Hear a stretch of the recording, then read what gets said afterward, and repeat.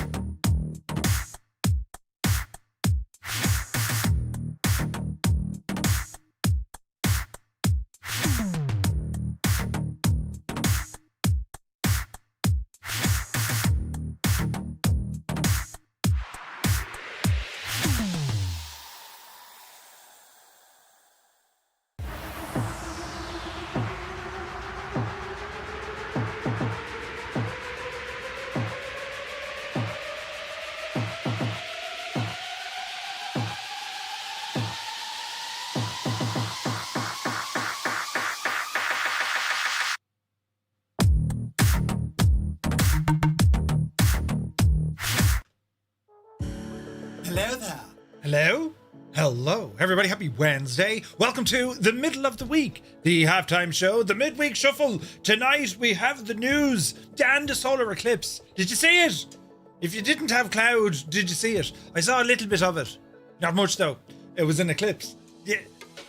That's all I have. I hope you're all keeping well. Tonight, yes, there is not an awful lot of news, but we do have some very fancy add-ons. The wallet is not safe tonight, no, and we'll show you why here now in a few moments. But I hope you're all keeping well. Right on the heels, we were over on the Vectors to Final with SayIntentions, having a chat with Brian about all the things going on over at SayIntentions.ai. We got a bit of a catch me up since Flight Sim Expo and a glimpse rather into the future. Ooh, and I have to say it looks terribly impressive. You guys hear those new voices? Ooh, amazing, like incredible accents, and they're coming soon, which is terribly exciting.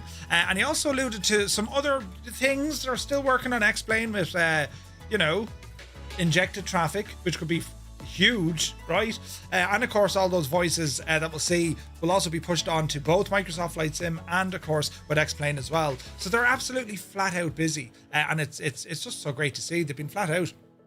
But yes, we'll cover the few bits there as well. As I said, not an awful lot of news, relatively quiet, but it's all good because we've plenty of add-ons. The wallet is not safe, as I said. So anyway, who's here? Look, by the way, it's 25 degrees. 25. It was 27 earlier on. It's 25 degrees in the man cave. It's quite warm. It's amazing what 3 degrees do. 3 degrees.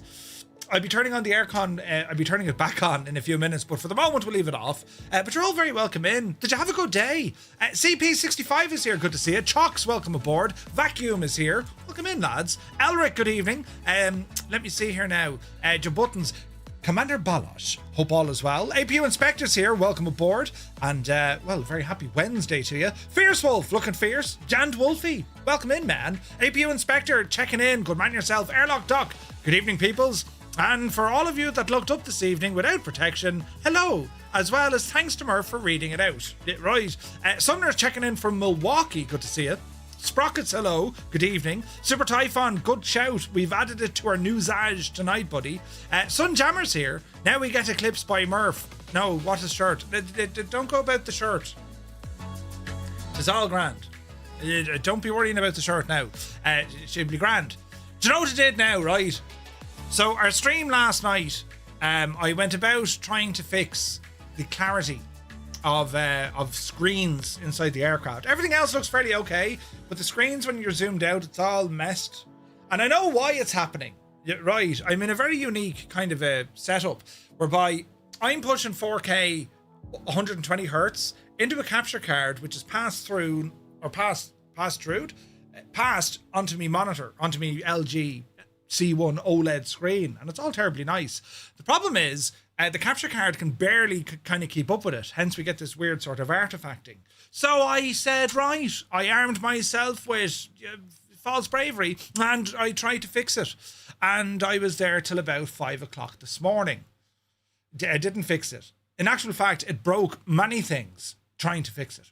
I used a different capture card. I used different things. All sorts of science was deployed. And after all of that, I'm back to exactly where I was. So I can't fix it. It is a limitation of the technology, and we'll have to come up with another plan. I'm looking into all other sorts of ideas of how to make the screens a little bit sharper. Do you know? We'll see how, we'll see how it goes. But that's what I was up to last night, till stupid o'clock. Do you ever just get stuck into something, you know? That's a big 10-4, good buddy. You're acting the age of trying to fix something that isn't really broken, but you know there's something with it, and you spend your entire evening, night, and most of the next morning trying to figure it out. To come to the final line in the sand, you shouldn't have touched it. Now you're up to date, you know, in my world, and that's what, you know. Jesus. But that's what I got up to yesterday. But anyway, Sunjammer, yes, you're very welcome in. Tarnish Mossman is here. Happy birthday, by the way, to Tarnish Mossman. Welcome in, buddy. Sprockets, good evening. Fierce Wolf is checking in from Ponoka County. Ooh, nice. Malky checking in as well. Good to see you, bud. Spitfire RAF 100 is here in the chat. Happy Wednesday. Jalagod is here. Latka is here. Welcome in. Mrs. TPHI, the one upside down person in the entire room, has rambled in. Good to see you, Mrs. Alric says, happy top of the week. Time for the newsage. Indeed, and it is. Sir Camsalot, my dude, how's she cutting, man? Were you out enjoying the weather? Stubby, good to see you. A very happy Wednesday. Fiber Strike is here. Breaking news. Mrs. GPHI will take the reins as the new head of Firefly Air. First mandate, according to her, liveries updated to bright pink and upside down. It's change of management, yes. It was clear all day over Brum, then the eclipse starts in rolls of clouds. Yeah, it was cloudy like here. It got a little bit dim, dark, you know, dim. And then, yeah, that was it. But we can go back and Flight Sim. Yes, we can actually witness this in Microsoft Flight Sim without having to worry about sunglasses. Brilliant, right? Technology. Did you see the eclipse? Did I? You know, I stood on the cliffs of Moher in the sim, but you don't tell them the sim part, you know. Really? Oh, yeah. Really dedicated to seeing the celestial event. Yeah, brilliant, you know. But anyway, the Impossible Face, hello again. I got the side stick mounted to my desk. Just need to get the throttle done and SimApp Pro on my control bindings. Pain in the hoop, so I'm stopping for pizza. Yes. Would you like to know more? Tell us more about this pizza. Uniform Goose, good to see you, Goose. Welcome in. 98 Vulcan, 100 streams in a row. Thank you very, very much indeed, buddy. That's insane. The Dameranian, welcome in. Hope all is well. AZ Blue Line is here. I'm Pierce, good evening. Linny Bobbins. It's herself. It is herself. It's good to see you, Linny. Eamon 1973. See where we're going to empty our wallets. Yeah, right. What is going to empty your wallets? There's lots of them tonight. Terrifying. Blinky, good evening. What is the news of the realm? We shall find out together. We will explore the news of the realm together, you and I and friends. But yes, Toto2495. Good day, Toto. He says, hello again, Fireflies. Watching from the other man cave tonight. Ooh, beep, beep. Hello to you and the missus. Stu Snape is here. Good to see you, buddy. Happy Wednesday. Idle Cutoff is here. Cambridge calling. You're very welcome aboard. Two Dogs, greetings from Wisconsin. Hello from Tipperary. TG Sims is here. Good evening, Murph. Looking forward to this week's news. Well, thank you very much indeed. Great to see you, pal. Will this be a continuation of the Say Intention show from earlier? Asks Old Veteran 965. We'll certainly cover it. It's mad, like the amount of work and we kind of got a bit of an idea from Brian, like, but like the amount of work that the lads put into everything that they're doing, it's insane. Like, it's absolutely class. And there was some really good questions as well from the chat. So yeah, it was pretty cool. Skip is here. Good to see you, Skip. Welcome aboard. Lurking for the news. Good man, Sumner. Good man yourself. Muse fan is here. Bursts in the door with his index finger. Ooh, he says how he is. His man jokes. His happy hump day. Good to see you, Muse. Hope you're well. JP Gaming is here. Exo Giant. Welcome aboard. Who be this now? Tarbatness. Welcome aboard. And thank you very much indeed for 2 months with Prime, you absolute legend. Mac Vision, good evening. Martel is in the house. Good to see you, bud. North Coast Mike, a very good evening. Litorius is here. Visualize, welcome aboard. Now, let me see. Happy Eclipse Day. Just Roy, welcome in, buddy. Did you get to see it from the Netherlands? I imagine you did. Piku is here. Long time no seen. An hour ago. Yeah, brilliant. I had a costume change and everything. I changed me socks. Right. Upshift, good to see you. Jesus, he says. Welcome in. Bell Bro, a very happy Wednesday. Crotty is here. It clouded up here for the eclipse. Met Aaron, they'd planned it. It was all Jerry Murphy high. And sure, if you're looking out down now to see the eclipse, sure, we're going to block it with clouds. You won't be able to see it at all. Oh. But anyway, we'll see what happens. Stubby, welcome in. Zith is in the house. Good to see you, Zith. Captain Berg, good evening. Captain Kenobi, bonsoir, monsieur. Hope you're well. Who else? Dougal McTavish, the chairman. Good to see you, Dougal. Hope all is well. Saw you over on the Say Intention stream as well. Good to see you, bud. Strap21, oh lad. D White, checking in from Sligo. BJ, there's buttons. Right. There's loads of buttons. Kill Switch, thank you very much indeed for 9 months. Cheers, buddy. Lads, I really appreciate all the support. Thanks a million. These are absolutely brilliant. Skip says, how can you break so many things so quickly with such small hands? You'd be surprised. I break so many things. The good news is I've actually cleared up one display port out of me graphics card because I didn't realise I could actually run my little screen down here from the CPU. Let's see how that goes. You know, I reckon we'll be fine, but if it breaks, I'll now know to blame MuseFan. It'll be grand. GotFriends are in the chat. Good to see you, man. And yeah, we get to show off the Taylorcraft tonight. It's still work in progress. Release date a little bit later, but you get to see the aircraft in action, and oh, it's beautiful. It's gorgeous and dangerous at the same time. We'll be checking it out. But yes, Goblin Zeus, a very good evening. Just watched the solar eclipse. Excellent weather. You lucky duck. Yeah, some places in Ireland had great views of it. Some not so great. Do you know? Stick Figure is here. Good to see you. Where's this now? Tarnish. Brilliant. Lurking while I take off from a delightfully named Flin Flon in Manitoba. Flin Flon? Did they wear flip-flops in Flinton? Lenny Brooks, good evening. Steve C. from Chicago. 100-mile-an-hour winds through the neighbourhood yesterday. What? Whoa. Hope you're well, bud, and stay safe. Jesus, there's buttons going on over on YouTube. Dextro Gaming. A very good evening to you. Sim Guy has pressed a button and it's all gone bananas over on YouTube. Thank you very, very much indeed, Sim Guy. We'll have a look at those now in a moment. You behave. Just finished mounting me throttle to the desk. Come on, Scott. Be Janie then. Oh. Lusty is here. How are you getting on? Welcome aboard. Peter, good to see you. Watch the eclipse in the sim. Almost perfect match. Isn't it mad that we can do that? Zit told us yesterday. He says, he said if you set the time and date to tomorrow or go back in time, you'll see it. Worked out really well. But yes, Hayden UK. Good to see you, Hayden. You're looking well. Flying Tonight is here. It got dark, it got light again. Total anticlimax. Right, it'd be grand. So question for Say Intentions, can we stack the discounts? I wouldn't think so. Can I get a refund? No, shag off, there's no refunds. Yeah, right. I wouldn't think so, Scott. I don't know. I doubt it, though. P.S. Brandai. Oh, hello there. Good to see you, bud. I need to hiccup or something. I'm all right now. Cyrus T, the man of teal who has an emote that shuffles his shoulders, has subscribed for tier 3, 51 months, man. Yeah, absolute mad lad. Cyrus, thank you very, very much indeed for your support, buddy. It's appreciated. Joe crashed. Good to see you, Joe. Jesus, Joe. I mean, should you change it to Joe is constantly crashing? Or, is it... Right. Poor old devil. Oh, there's more of it, look. Jesus, what's going on in the tube? The tube are outdoing the Twitch, look. Black Sheep Gene. So we got Sim Guy with 5, and now we're after getting Black Sheep Gene with 10 of them. 10 gifted memberships over on the tube. Lads, if you got 5, 1 of 5 from Sim Guy, or 1 of 10 from Black Sheep Gene, do be sure to say thank you. And also, behave. Yeah, right. Bit of that.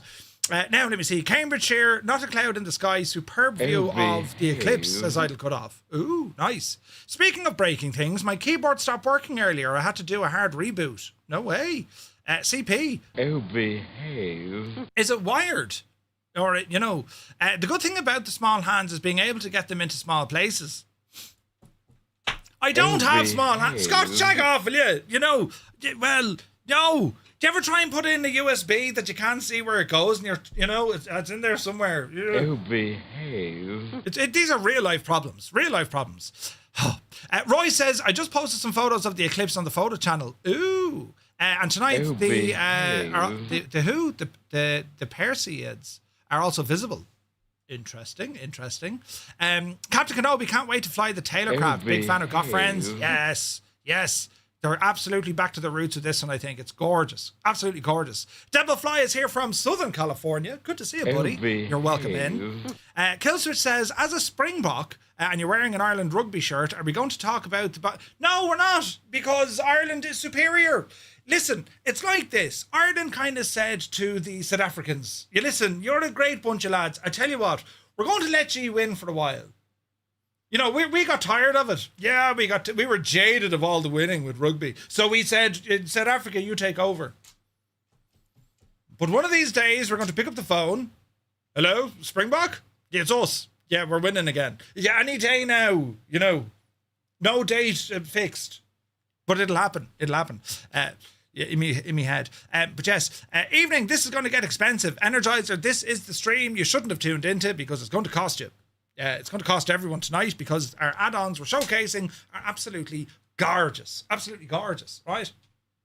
Now, buttons over here, look. Kevin Byrne, good to see you.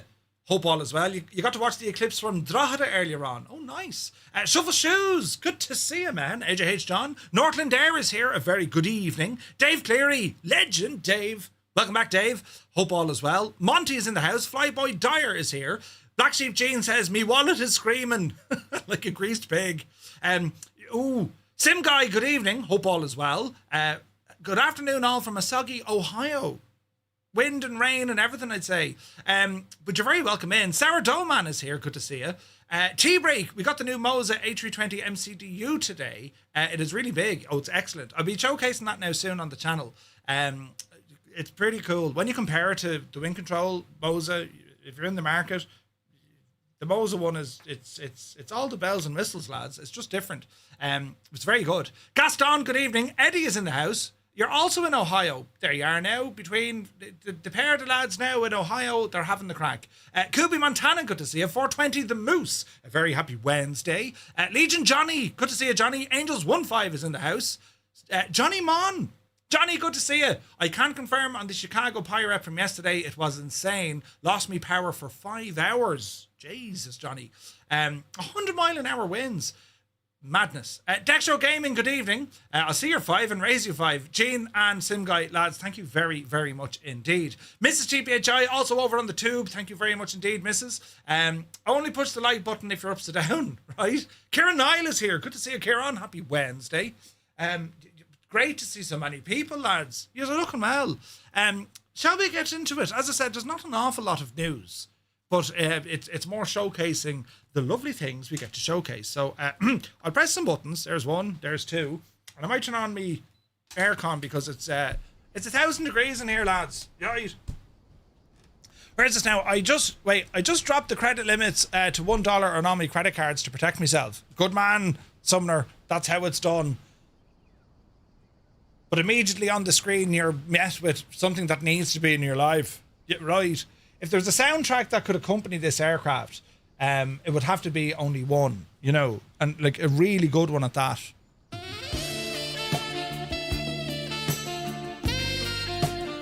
Yeah, I'm just saying, right? It's absolutely gorgeous looking. Absolutely gorgeous. So this is the Dassault Rafale, the C variant of it from AzurPoly. New release to Microsoft Flight Simulator, and it is absolutely insane. We're going to take it for a showcase tonight. Yeah, baby, yeah. Check it all out, and we'll do a quick flight in it. As we're also checking out other aircraft. As I said, we have the Taylorcraft. We also have the steam gauge Lancair Legacy, and of course the beautiful backdrop, which is Kalymnos here in Greece. Isn't it only beautiful? Look at the state of that. Can we just admire how good that looks? The plane as well, of course, right? Unbelievable. Creo, good to see you. Hope you're well. New is nice. Thank you very much indeed for 19 months. Dude, thank you so much. The generosity of you lot is absolutely nuts. Lads, thanks a million. I really do appreciate it. I'm trying to fight down this goal thingy toward the end of the month. There's sub points. Basically, for me, right, the business side, Twitch does a split, as in, the creator gets X amount, they get Y amount, right? And tier 1, the split is 60-40. I get 60, they get 40, I think. But anyway, we're for the last 2 months in a row, we've hit a tier 2 standard, right? And this month we're on target. She's looking well. If we get 3 of them in a row, we get promoted up to a tier 2, which is basically a 70% cut to me and 30% back to the platform, which is very nice. It means I can spend money on silly things that aren't really important, like a toothpick that has both a torch and a comb. Just think of how your life will be better. So I really do appreciate all the support, lads. But don't worry at all if you're not in a position. It's never been a requirement of the stream. It helps, but it's never been a requirement. So yes, thank you very much indeed. Right, yes, this machine, we're going to check it out here now in a couple of moments. But what I want to do, we're going to start off with this week's news. And we've a little bit, not too many tabs on the screen, so we'll get through this fairly lively, and we'll see how we get on, right? So this is going on right now over on the MSFS official channel, where they have a showcase, a detailed showcase with the developers, working title, and I&I builds, because Microsoft's Boeing 707, the do-over, the one that they released and everyone went, it has gotten considerable work done over the last couple of months, and it has now been released into the sim. I have yet to fly this machine. We might check it out next week. There is a dev stream on right now, and they're basically going through the features and all the bits of jobs that they've added to it. So, as it says from MSFSaddons.com, and a shout out to Vasco for the wonderful work that he does, publishers rarely admit a product missed, and paying a different team to build the whole thing again is even more rare. But that's exactly what Microsoft did when it came to the Boeing 707. It arrived in the marketplace yesterday. From that has almost nothing in common with the aircraft that carried the same name 2 years ago. The short version is Famous Flyer number 10 launched back in September 2024, and that was a project that was headed up by Aeroplane Heaven. And the reception turned out to be mixed at best. On stage at FS Expo in June, Jorg said plainly the aircraft was not up to what they wanted it to be, and announced that working title and I&I builds would be rebuilding it from the ground up, which is pretty cool. It's a most unusual thing to see. Hey Zybot, good to see you. So the aircraft is now available, and it's far more complex than what it used to be. We get 3 different cockpits representing 3 eras of navigation. The new rendition of the 707, it ships with 3 different cockpits, different configurations. And the first is the Carousel 4A inertial navigation system, the way the 707 actually crossed oceans before we even had satellite navigation. The second, might be more familiar to you, is a UNS-1 FMS with ORNAV capability, which allows modern routes and procedures. And then our third option is the Garmin GNS 530. Microsoft note that some of the 707s still flying today, these machines still fly today, carry exactly the same unit. So we have a couple of pictures here just to show you. This is a gorgeous aircraft, the Boeing 707, hugely popular, and it was one of those defining moments in aviation when this aircraft became what it was, right? It was used in a multitude of different roles, passenger, cargo, you name it, they flew it. So the choice does more work than what it might appear. It means the same aircraft can serve a simmer who wants 1970s transatlantic crossing with drift and manual position points, or a simmer who just wants to fly a classic, a 4-engine classic aircraft on a modern flight plan. There's a wider consequence too. At FS Expo, Working Title's Chris Burnett confirmed all 3 navigation units will be released as separate SIM attachments once the aircraft has shipped, which would allow other developers to integrate them into their own projects, meaning that anything you see on the avionics available in the 707 is now available for other developers to use on their own projects, which is kind of cool, right? There's also a virtual flight engineer has been assembled with this project that'll handle guided flows, voice assistance, and optional automation from cockpit preparation straight to shutdown. And the idea behind it is this is a very complex airplane, and it doesn't have the same level of automation we'd find in a lot of the more modern aircraft. Literally, there's buttons in aircraft today, one single button. Well, back in the day, that could have been maybe 6 dials and many other buttons and levers to control that system, where today it's all replicated by computer and different servos and whatnot. So they have included that. The rest of the workload management sits inside the EFB itself. They've updated that, giving us the likes of our aircraft configuration, door controls, performance calculations, and INS support tools. This is where INI builds were able to lean in heavily based on what they've done on their L1011. Giving you these different options of navigation style, which are avionics, and it's pretty cool. There is a trailer here. I'm sure you've seen it. It does look absolutely gorgeous, I must say, in a Pan Am livery. We'll have a quick look here, just having a gawk at it and see what you think. But yeah, an absolutely gorgeous looking aircraft. We'll play some tunage here to show it off.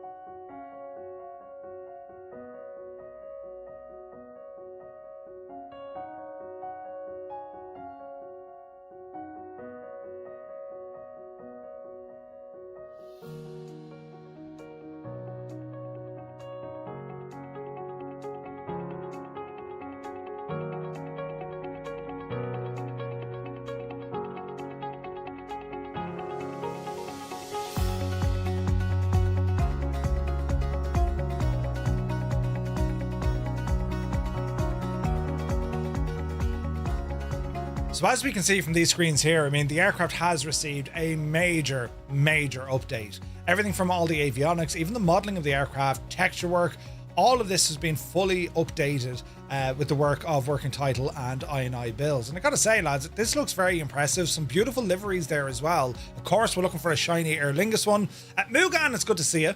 But yeah, it's an exciting time because I think there was a lot of kind of, for God's sake, when this thing got released, we were like, this is like brutal. Why is it so bad, right? That's no longer the case. Not only that, the aircraft pricing is extremely competitive because you're getting an aircraft with all these features. And because it's part of the Microsoft, their own lineup of aircraft, it's priced at $14.99, which sits far below any other third-party aircraft when you look at the sort of systems depth and logic that's applied to this. But if you also own the aircraft in 2020, you just grab it now in 2024. If you already purchased the aircraft, it was a free upgrade. So this is Microsoft doing right by the community, I think, when it comes to one of these aircraft. Airplane Heaven, I mean, that developer has made stunning and continues to make stunning aircraft. This one, though, I think it was a bridge too far. There was far more anticipation for deeper systems, deeper simulations than what was originally on offer to us. And that's why a lot of folks are like, I'm not touching this. So I think, you know, the community's demand for a more capable aircraft was clearly seen by Microsoft, and they're like, right, well, we're going to fix this. And they would have appeared to have fixed it. So the question now is, lads, have you flown it yet? Have you given it a try? Or are you going to give it a try? Is this an aircraft that actually kind of, you know, calls to you to say, take me for a spin, you know? But yeah, the pricing is very good, I have to say. So available right now from the InSim marketplace and free for existing owners of the famous flyer number 10, which is great to see. CP says, not interested. Interesting. Pan Am livery, isn't it gorgeous? Jet Clipper Bald Eagle, that's fantastic. Colonel Fork, good to see you, buddy. He flew it last night and it's nice. That's awesome. If Colonel Fork says something is nice, it's nice. Simple as that. There's really a good price for a classic airliner. Mugan, it really is. I mean, for like, depending on what your original sign up to Microsoft Flight Sim mods, you also got discounts on these. I think $8.99 it goes up, right? Pretty cool though. C4Man, good to see you, buddy. Welcome aboard.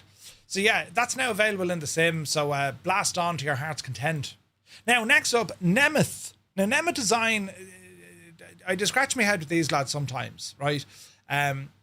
Because the last number of add-on releases, I think, have been well below par. Like, they're just not good, or above par. Above par? Golfing, right? Who knows?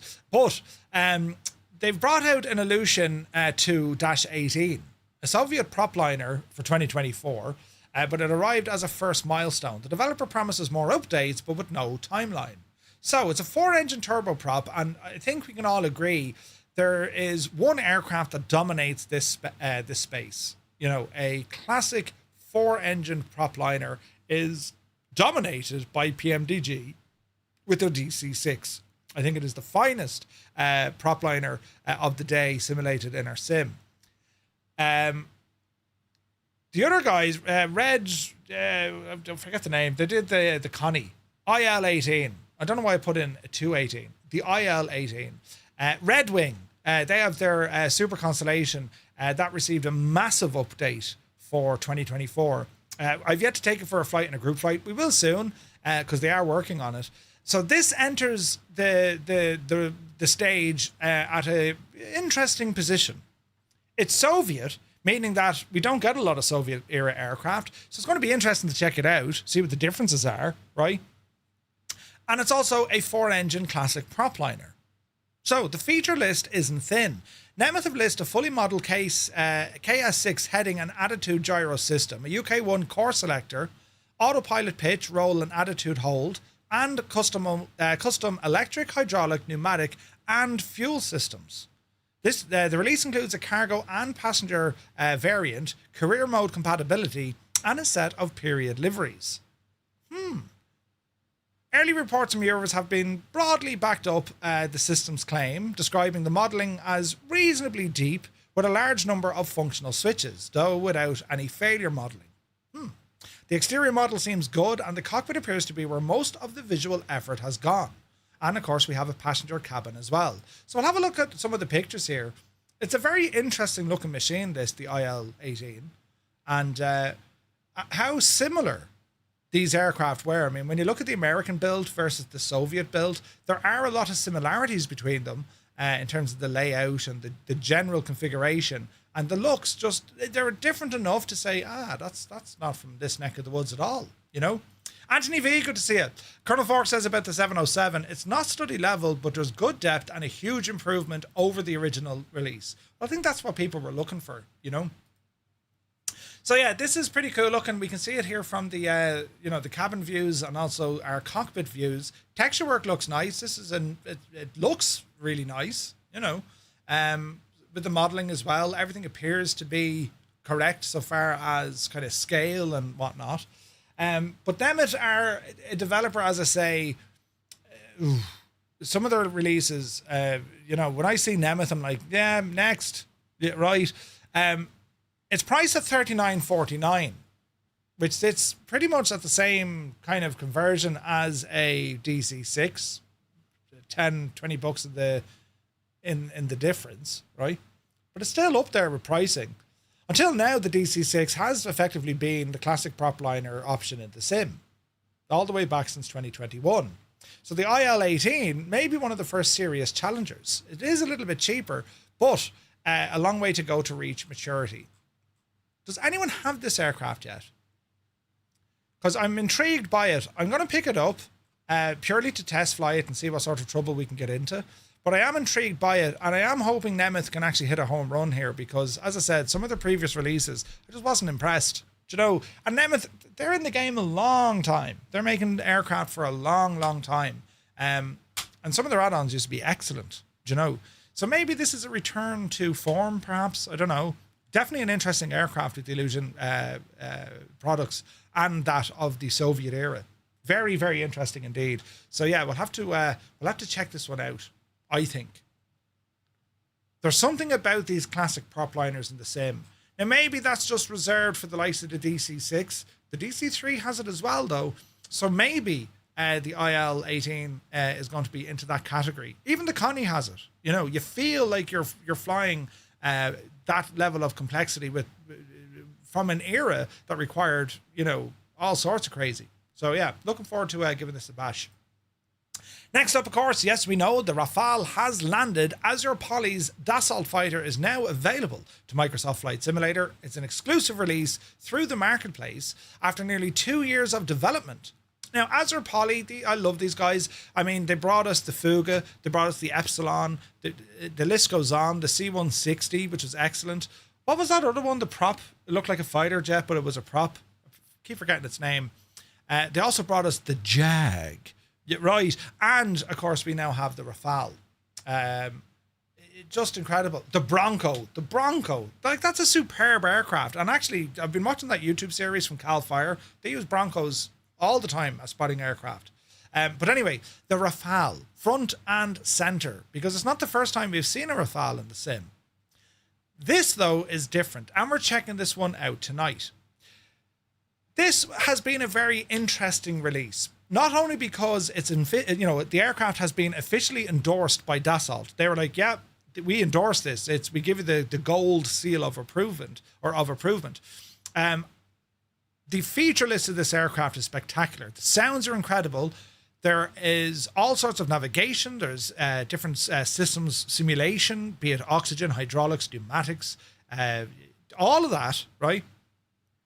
And there's even a weapons module. Like no other you've seen before. Now, if you've purchased this aircraft already, ramble on over to the AzurPoly website, and there you can download a patch which will enable the use of these weapons. If you don't download the patch, well, the weapons are purely, visual. They're just cosmetic, right? If you grab the weapons pack, they've already built into the aircraft systems the ability to track aircraft and ground targets, lock onto them, and deploy your ordnance. This is absolutely nuts. Not only that, the same system can actually introduce other aircraft into your sim environment that you can go and track them down, hunter killer, friggin' escort duties, whatever you want to do. And I'll show you that when we're going to have a look at this airplane in a little bit. The history behind the aircraft, it's a French design, and they've absolutely nailed this. And it just goes to show when developers can actually get that official backing from a manufacturer, how deep they can actually go into the realism and quality control and all of this kind of stuff. Another thing that made this release interesting, AzurPoly released this on all platforms at the same time. That is something we have never seen before. We've never seen that before. We've never seen a developer say, right, it's now available on Marketplace, Xbox, and PlayStation.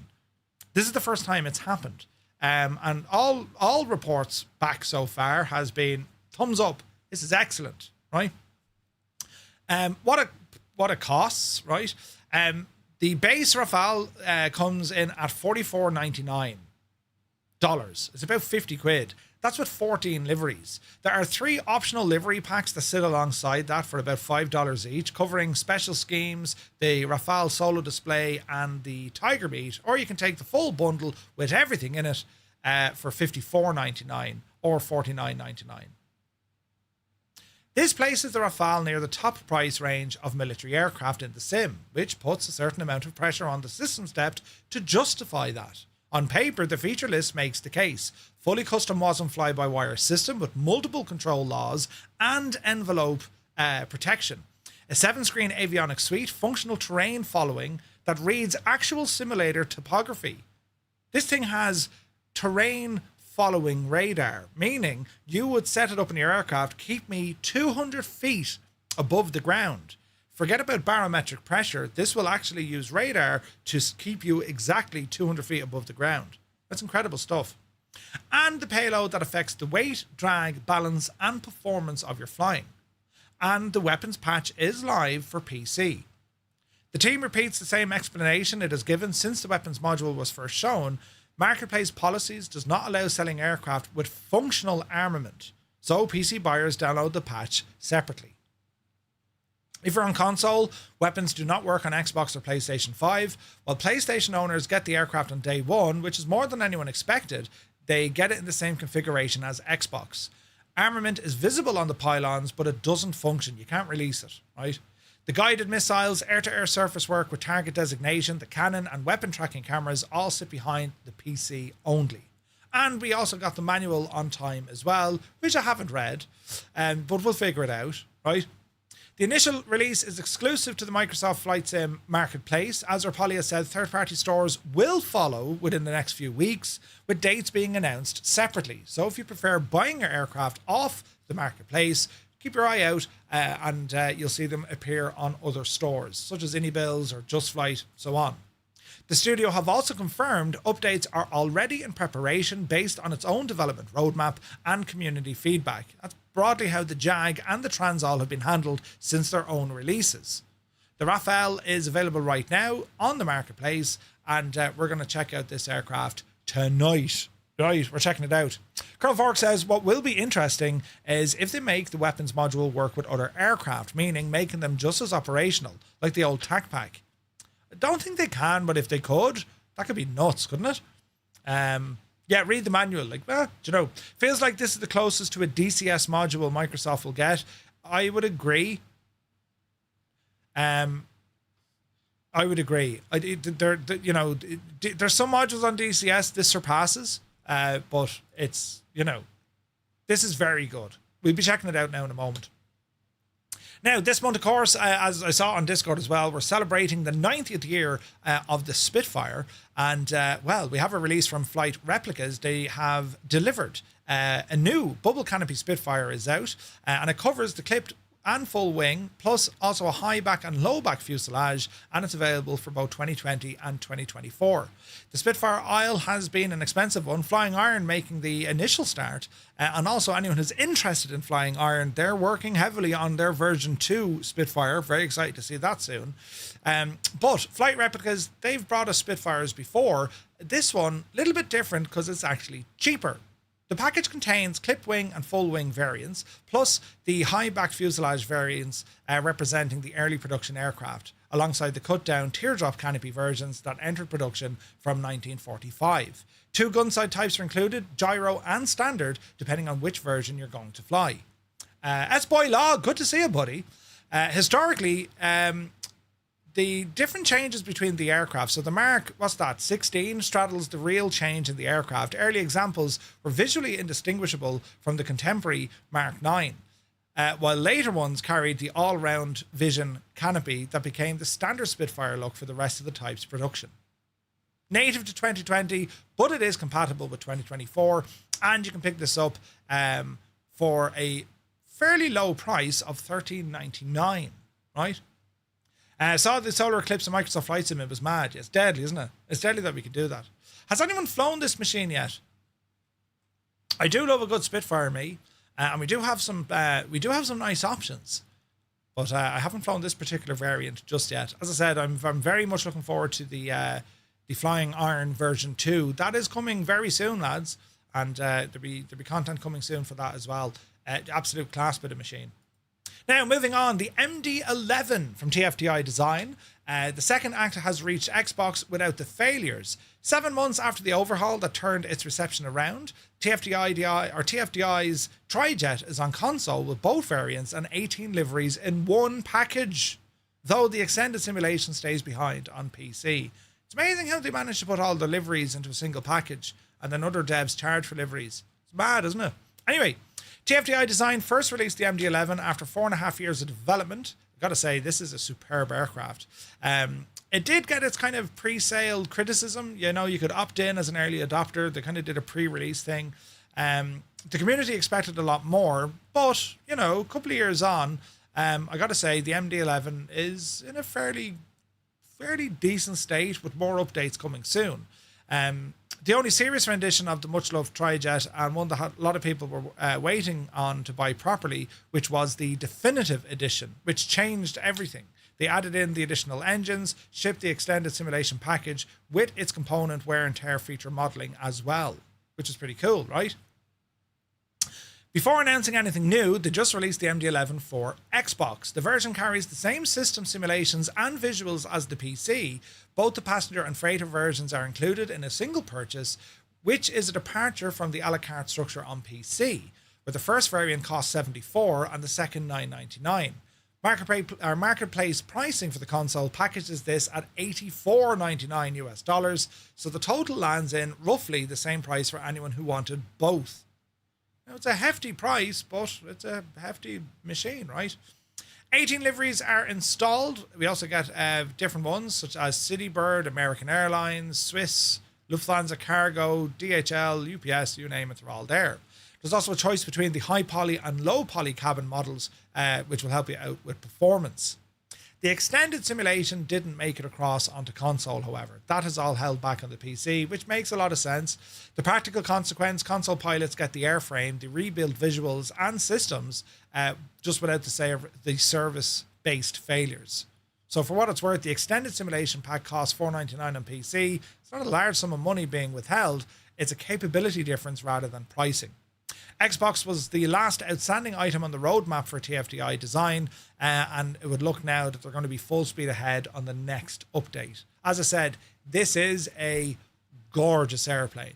The MD-11, I haven't flown it enough. We crossed the pond with this. It's a gorgeous airplane and always a challenge to fly. I need to get back into this aircraft. Do you know? Filthy is here. Good to see you. Just Roy says the MD-11 is becoming my favourite. Yeah, it's really good. It's very good. One of the coolest long haul yokes. It really is. Did you see the new retro FedEx livery? I did not, D-White.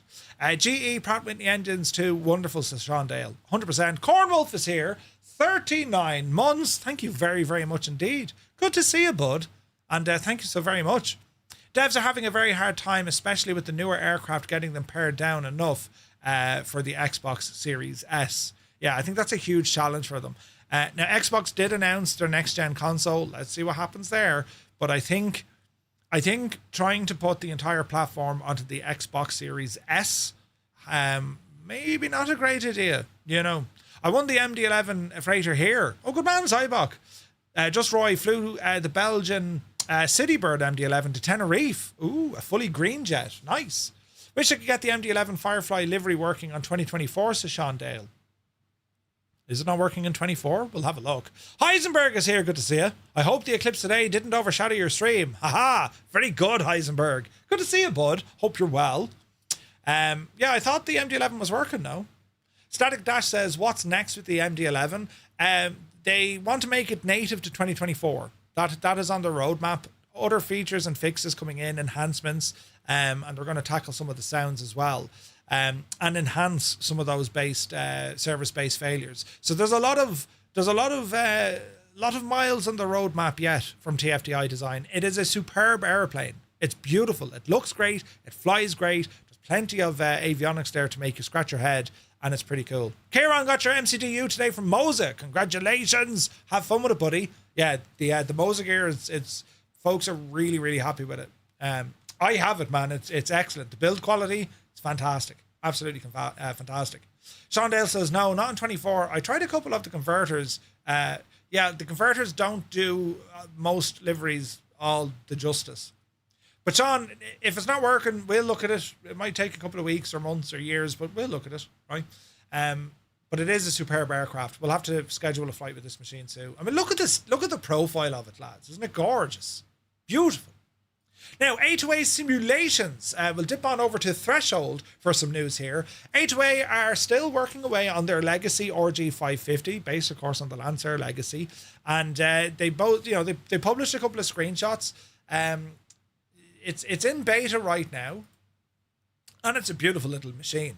And it was a project when I first saw it. I wasn't really, I wasn't terribly excited about it. I was like, a Lancair, I mean, However, there's a lot more going on here than what you would think, because, well, with A2A, of course, they bring AccuSim to it, and this is an aircraft that Scott's flying. He'll literally go for a spin and report back to the lads and say, hey, we needed to do this. So what A2A are building here is a living, breathing aircraft, just like what they did with the Comanche, just like what they did with the Aerostar, right? So very much looking forward to seeing the end result. Further testing continues to go well, and the developer once again shared 2 screenshots showing only the exterior. But yeah, it's coming together, right? The developer once again shared 2, one showing the exterior, other showcasing the flight deck. Where's the other picture? Maybe it's that one. But yeah, it's a 2-seater Lancair. It's they've real competition in this space, and that's what, you know.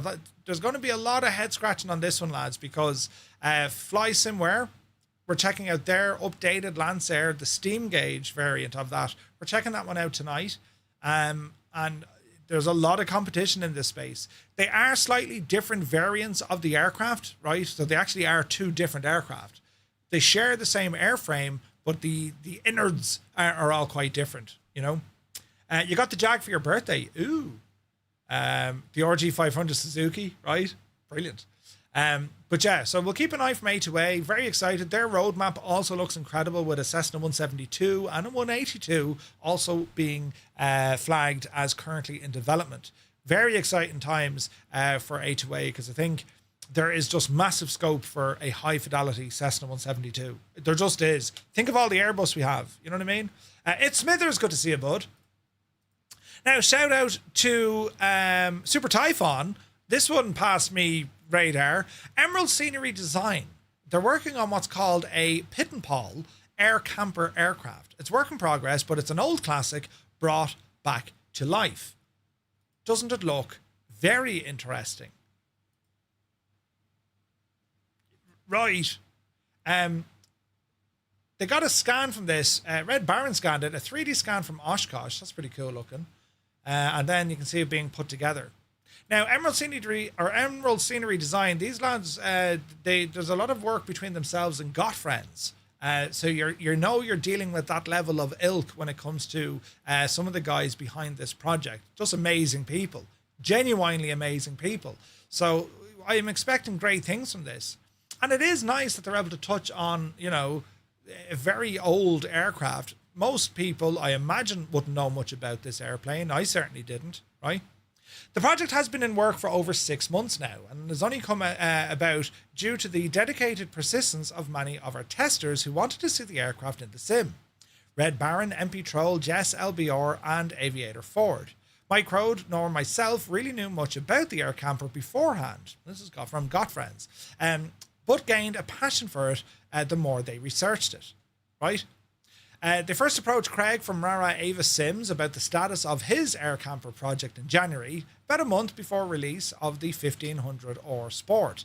And of course, not all of these 6 months have been active development, as there was a step away, but they were able to pick it up from there.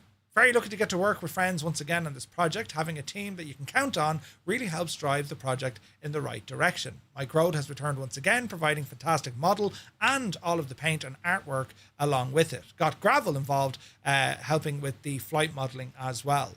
A 1928 design. Yes, it's pretty cool. And they managed to get a rendition of it from Oshkosh, which was done by Red Baron, which is pretty cool. The power plant on the machine is a Continental A65, as opposed to the more classic Ford Model A engine, with the 65 provides 65 horsepower at full power. A couple of lawnmowers and away she goes, right? But yeah, so no release date yet. They're working on it, but I got to say, it's a very interesting looking airplane, and it's years old, and we can see the likes of thunder tires, bicycle wheels, and just general kind of messing. It's an open canopy aircraft from 1928. Pretty cool. We'll keep an eye on this project. You can definitely see the passion behind it. And like looking at the pictures here, the modeling work, I mean, this looks superb, doesn't it? This looks beautiful. Not to 60 in about 7 years, but apart from that, it looks very, very nice. So we'll have to keep an eye on this, do you know? Now, MK Studios say the Tenerife South and Vagar version 2 are on final. Scenery developer MK Studios say their updated versions of both Vagar and Tenerife South are close to completion. The Faroe Islands Vagar and Spain's Canary Islands, both tricky airports to fly in and out of, spectacular terrain and challenging weather that affects both airfields. Both sceneries will be updated to version 2. They are the latest versions from MK Studios, and the team have released previous versions of both destinations before.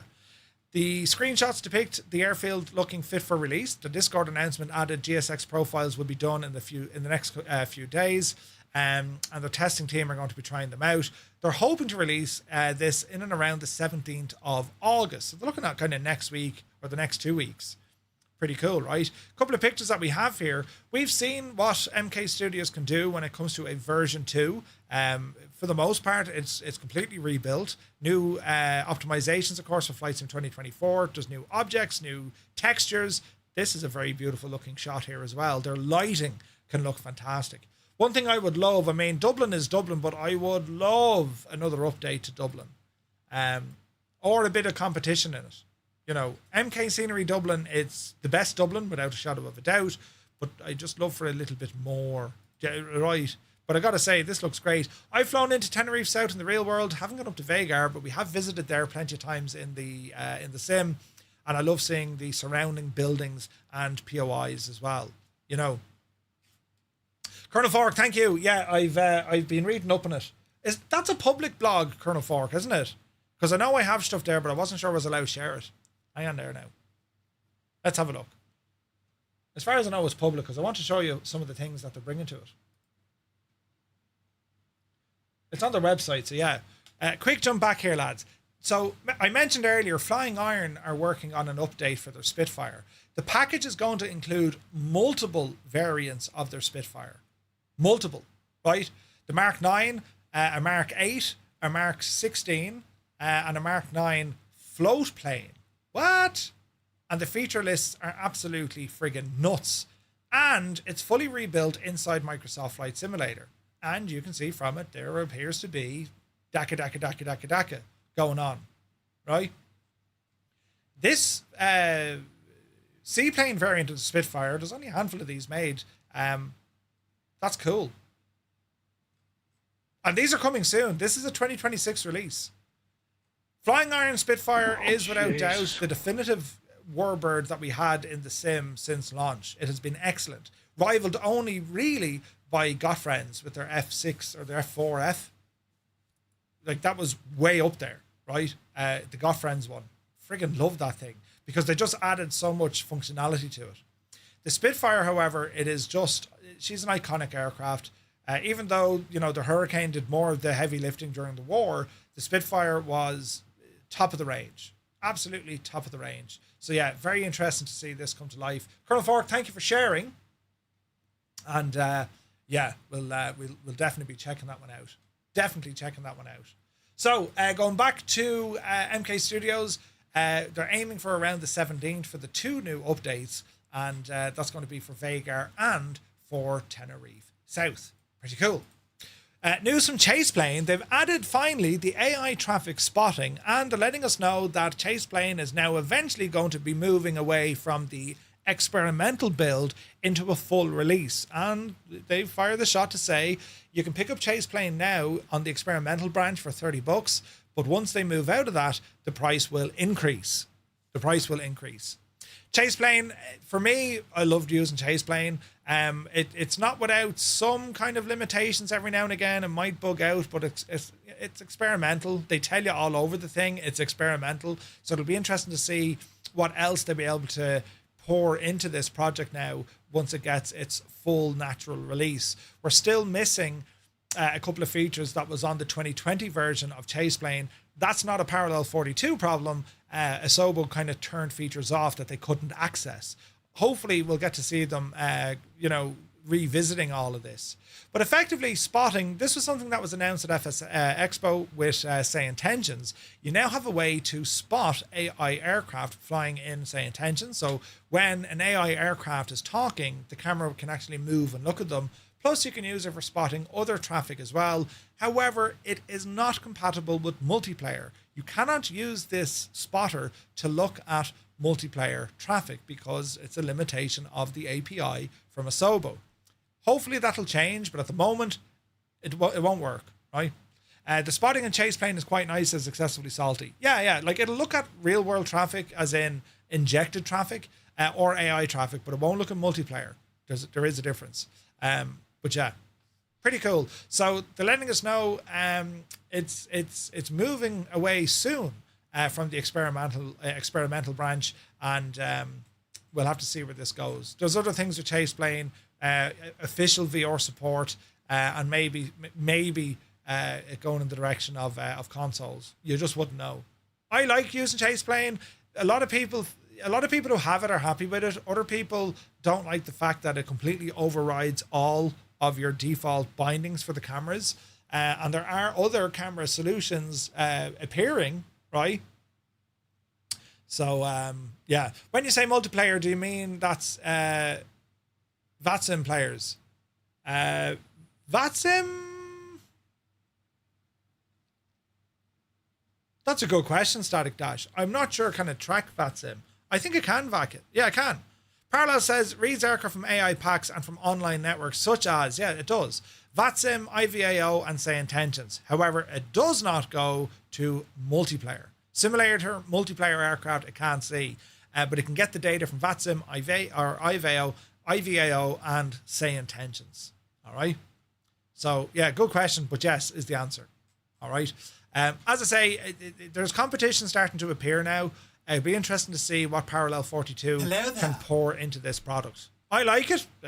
I've all my views set up from it. It's now, I find it now easier now that I use it in my kind of ecosystem. I find it way more easier setting up views, and I can copy them across. It's brilliant. I like that. But there is competition there, so it's going to be interesting a couple of months to see what Parallel 42 can do. It'll be interesting. Anyway, over the world of X-Plane, SimHeaven X-World Pro has released, and I was getting a couple of questions on this. So you could download SimHeaven regions for ground scenery. And when I say ground scenery, I'm talking about objects, buildings, chimneys, roads, trees, people, that kind of stuff, right? This is something I think is needed in Microsoft Flight Simulator. But anyway, that's a discussion for another day. SimHeaven have now bundled everything into what they called X-World Pro. It's a worldwide bundle. Now, you can buy specific regions if you like. They're a little bit cheaper. Or you can go ahead and just buy global coverage. And what it does, it's reading up-to-date OSM data, and it will put in region-specific styles, the type of buildings you would expect to see if you were flying over Germany or, you know, New York City, or somewhere out in Asia versus somewhere in, you know, Antarctica. You get the idea. These are objects that are tailored for that region, and it works pretty well. The files are quite big, like gigs upon gigs of data in these folders, right? It's like a 45 gig install per region. Right, so that will have other effects on loading up X-Plane. So you're talking moving stuff around, or you use the X-Linker, move stuff around, only load what you need. But it does make a difference. Now, the sort of scenery objects you get, this is X-Plane, so you're always going to have to approach X-Plane with a beer goggle, right, couple of beers and then she comes right. But as you're looking at it here, when you're up close to these, they are sharp, they're crisp, and they look very, very good. When you move away from them, the LOD is actually pretty insane on these as well, and they have night lighting and whatever else there. This adds so much to X-Plane. It really, really does. Now, whether or not, you know, if you're using the free variants, which work, but this is more up to date, it's smarter, and it's more optimized. That's what you're getting with X-World Pro, I think. At least that was my experimentation. We're going to be in X-Plane tomorrow anyway. We're checking out Just Flight's new DR400. So yeah, we'll have a now look at this as we're exploring on air as well, you know? But as you can see, look at the LOD. Like, it does give you a very different perspective when you're flying kind of VF4 or even the airliners. So Microsoft Flight Sim, it's all kind of blurred, mad-looking pyramids, triangles, and then it starts coming to life the closer you get to it. SimHeaven kind of does that, but it's more defined. Buildings are more defined. And it really does change the layout of some of these cities. Now, you're looking at them and you're thinking, well, the colours might seem off, or you're always going to get that, right? But overall, I think it looks quite good. And for the X-Plane scene, for the entire scene in X-Plane, this is definitely one way you would enhance the visual fidelity of that platform. The different regions, America, Europe, Asia, Australia, Oceania, Africa, and Antarctica are all included, or you can pick them up individually. You can buy the whole bundle for $35, and it does add in thousands of objects.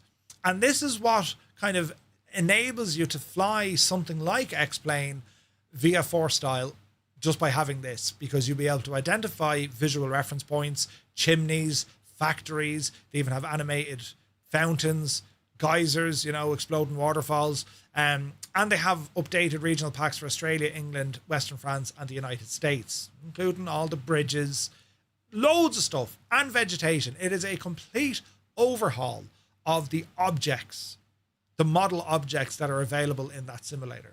And again, I think there's great scope here for something like this in Microsoft Flight Sim. I mean, could you imagine, right?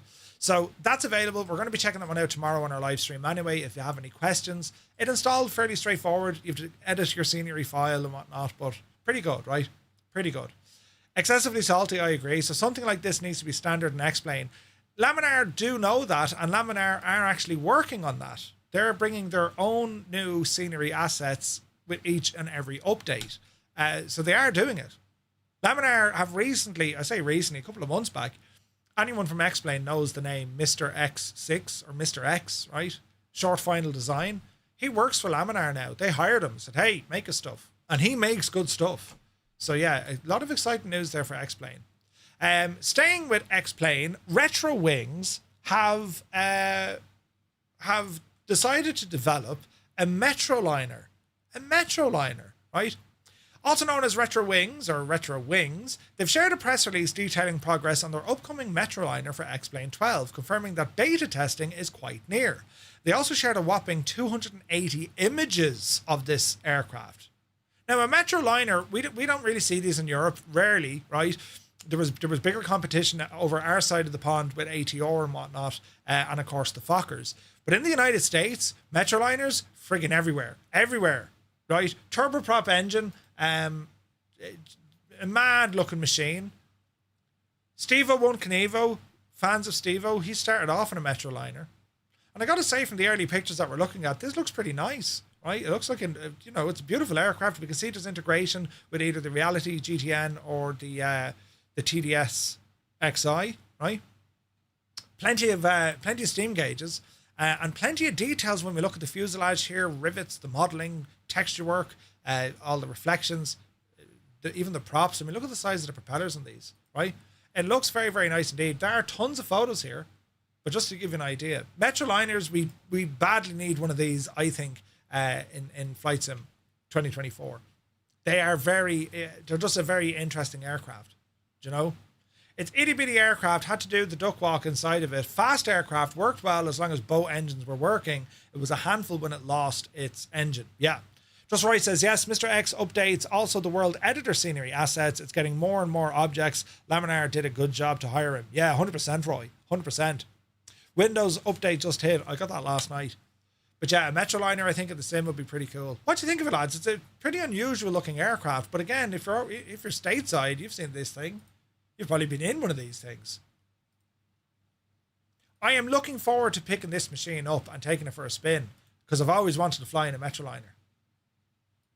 Always wanted to give it a shot and see what it's all about. So, yeah. Also, to go into more detail, electrical and hydraulic systems, including the avionics, they're going to be getting some loves here as well, or some love. And you can see inside the cockpit, it looks to be fairly along, doesn't it? It looks to be fairly along. Loads of stuff here. I survived 600 hours in this aircraft, says Two Dogs. There you go. Survived, I like that. But yeah, it looks to be a fairly complete looking aircraft, and with simulation depth as well, as mentioned. Also fuel bleed and pressurization, which is also going to be included. And looking at it, it's going to be a passenger and cargo variant. And it even includes a built-in safeguard system, state saving. Auto saves the aircraft state in flight, lets you reload in full across all systems to switch positions, configurations, fuel load, and wear at any point during the flight. Again, these are features we need to see in Microsoft Flight Sim. That almost looks real. I actually thought that was real. I had to double check. Is that real or is that X-Plane? You tell me, lads. Can you actually tell if that's real? Isn't it amazing? It's whatever they've done with the sky behind it, and it's just like that. Looking at that to me looks real. My eyes are like, no, that's a real photo. P3D. Would you go away with that P3D? That looks real to me. You know, if it doesn't look real to you, get your eyes checked. You know. I put the car in swing, baby. Kieran, thank you very much indeed. 5 gifted tier 1 subs to the community here on Twitch. Lads, if you got a tier 1 sub, but thanks to Kieran, do be sure to say thank you. Thank you very, very much. The ones that are left are pretty much used for freight now. Yeah. They really did a great job with the sky. Yeah, the sky in X-Plane that's where it's all at. It's really, really good. From the horizon up, it's absolutely class looking. I mean, it's class looking. Look at the shot here, look. Right?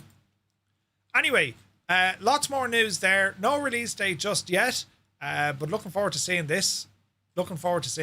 I am a legend. You are a legend, Kieran, and thank you very much indeed. Legend. Now, we'll finish up here with SayIntentions. We covered the Emerald Scenery designs. So SayIntentions, got to have a chat with Brian tonight and on Vectors to Final. The video is on YouTube. Go back and have a look at it. We got to hear some of the new voices, the new accents, which Brian says they're almost ready to go. They played this one from Japan, Bahrain, India, France, and Germany. And I got to say, lads, they sounded friggin' awesome. Awesome. So that's going to be a new update coming soon from SayIntentions. And he also alluded to some other things as well. He mentioned something about a shared radio experience, which was kind of in the realms of shared cockpit, but it's not shared cockpit as we think. It's shared radio, meaning that you or your buddy or buddies can have control of the radio and you can kind of share the ATC tasks between you, which is pretty interesting. So one of the features that was announced at Expo was to do with the backtrack feature.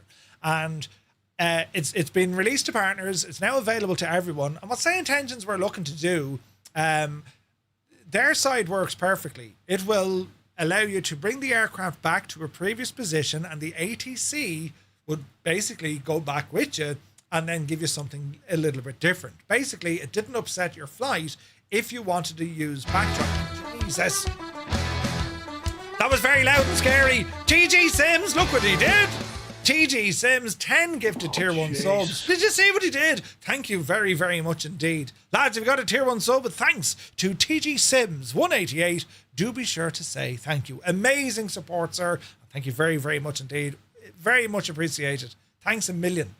Malky says, the Japanese one was very close to a real controller I heard for Haneda. No, it's mad, isn't it? It's absolutely mad. But yeah, so with backtrack, it is pretty cool, because if you ever messed up an approach or you want to do a slightly different, well, you literally go back and try it again without having to end the flight and do all the jazz.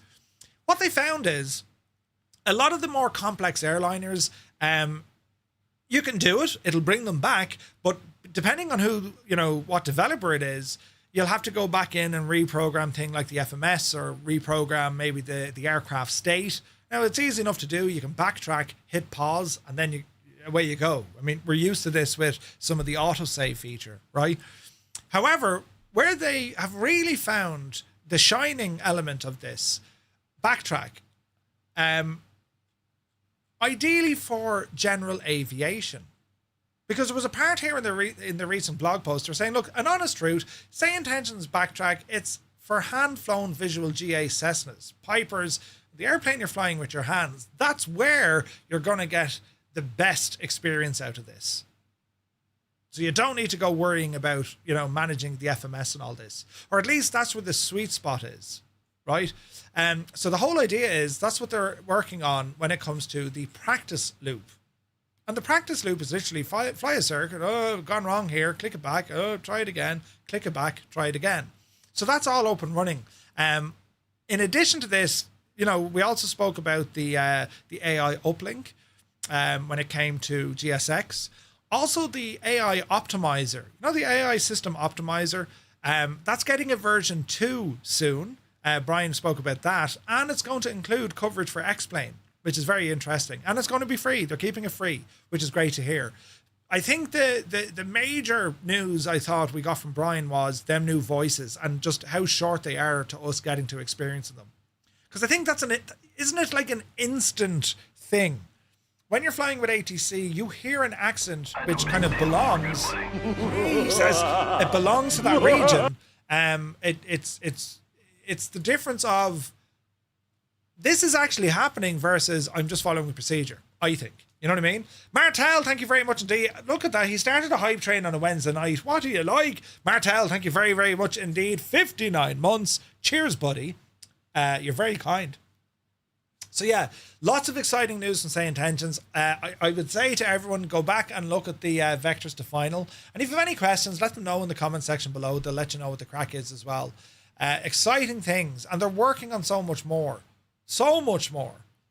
But this is what Brian kind of just gave us a little bit of a glimpse into with those new voices. We've seen the stuff with the cabin crisis. We've seen the stuff with the pushback pressure. There's so many awesome features. And the voices, I think, is definitely going to be something that will that folks are going to appreciate, because you're no point talking about it. You're going to hear it. Yeah, right. As you're flying, you're definitely going to hear it. So yeah, absolutely class stuff from SayIntentions. And we'll hopefully catch up with them again soon for more news. Now, that moves us on to this. This here is an airplane, and it's from AzurPoly, and it is Dassault Rafale C. And we're going to have a look at this tonight. Isn't it pretty? Now, the aircraft comes, as we say, with a number of different liveries. There are also livery packs that you can grab for this as well. All right. The aircraft itself in question, Dassault Rafale, right? It is a French aircraft.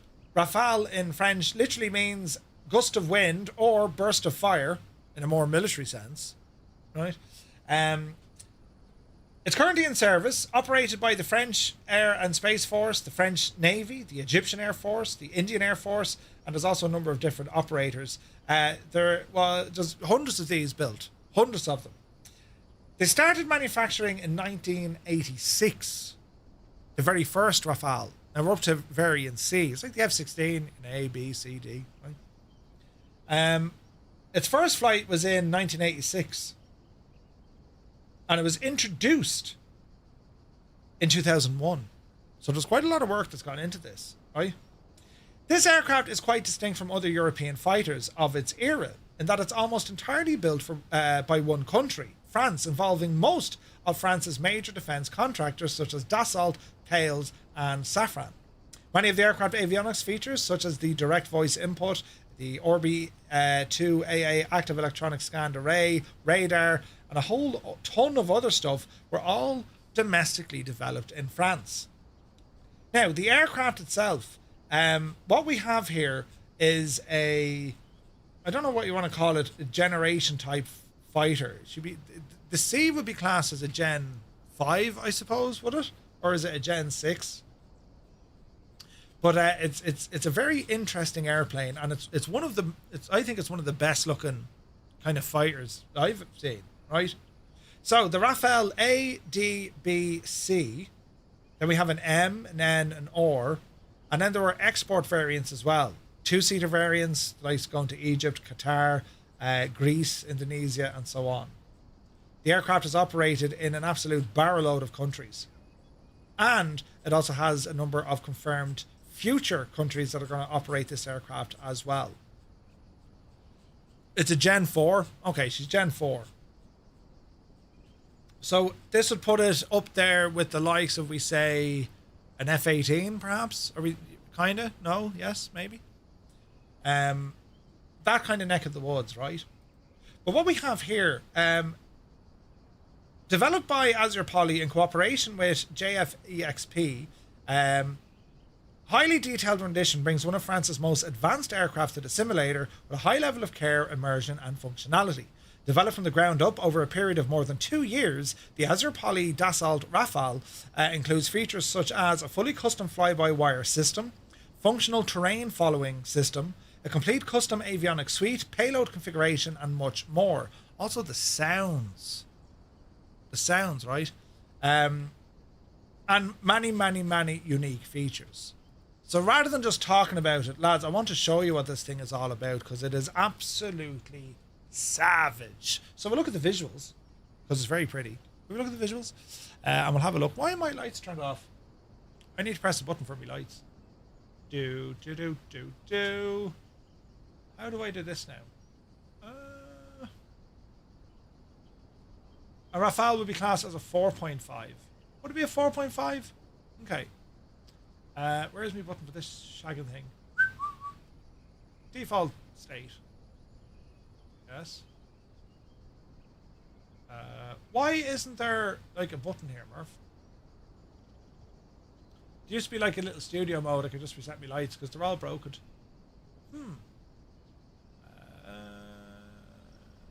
1 second now, boys. 1 second now. There we go. My lights are back. Right. Look at the state of this. So you can see straight away looking around. Everything from the remove before flight. See them moving in the wind? They all react to it. And this is one of the most visually stunning aircraft when it comes from a fighter I've seen. This is beautiful. And you'll notice, yes, we have a ton of ordnance loaded onto this machine as well. But hopefully you can kind of get an idea of just how well AzurPoly have modeled this machine. Right? Do you remember everyone scoffed at the material fabric simulation of SOBA we're talking about? Yeah, but it looks superb. Like when it's done right, doesn't it look superb? Like look at the details here. Like going in on the front landing gear. Like the detail here, lads. Isn't it absolutely brilliant? It is superb. The attention to detail, the textures, like this thing looks the part. Absolutely looks the part. And all that detailing, like it all lives further in. There's nowhere you can find in this aircraft that hasn't gotten attention. It is insane. And it just makes you want to go and explore it. You know what I mean? As I say, we do have ordnance there, and I'll show you some of the options. Some of our lights in here as well. I mean, look at the detail here, look. Isn't that absolutely nuts? Isn't it incredible? Like, look at the rivets, look. Down the leading edge of our wing. Even the detail on the pylons, look. Unbelievable. Unbelievable. Absolutely gorgeous. And of course, with some of the liveries that you get, just superb. And like, look at this. Like, look at the wing there. You can see like the little imperfections caused by wear and tear in the aircraft. Like, isn't it absolutely gorgeous? It's unreal, lads. Like I'm telling you, hide the wallets. It is not safe. This is an aircraft absolutely must be on your shopping list. Because where the attention to detail starts from the looks of it, it is absolutely transferred into the sounds and how it flies and to the depth of systems. Like, absolutely. They've absolutely hit a home run here. The detailing is just insane on this machine. It's staggering. It really, really is staggering. Looking back onto these massive engines at the back here as well. Isn't it gorgeous? Absolutely gorgeous. And for those maybe you don't want to be flying around in DCS because, you want to use Microsoft Flight Sim, or maybe you love DCS and there was nothing in Microsoft Flight Sim that really challenged you, or made you want to go, I need that in my life. This is one of the aircraft that might do that, You can attach the GPU in walk around mode. Oh, you can do a ton of options with this aircraft. But yeah, like as I said, the attention to detail, lads, it is absolutely insane. And the ordnance is all included. Moving up here to where our canopy is, even the scale of the pilot I thought was absolutely bang on. This is something that developers struggle with. The pilot scale tends to be a little bit wrong, right? Dan, it's in the region of about $50. 45 to $50 on the marketplace. If you don't want to buy it on the marketplace, you're going to have options in a couple of weeks. It will be made available on other platforms. The likes of, as I said, Anybills, Just Flight, Yeah, but like the detail on the seats, like this is insane. It is absolutely insane. And we'll spend more time in the cockpit figuring it all out, but I just wanted to show you the details. It is one of the most it is the most visually stunning combat aircraft in the sim. No two ways about it. It's gorgeous. And like, these are things you'd never see. They've even put in like the soundproofing and padding and thermal layer stuff into the back of the canopy. Like, it's crazy, you know. Colonel Fork paid about $50 for the bundle. Yeah, in and around that. So many pew pews, you've no idea. So speaking of the pew pews, look at this.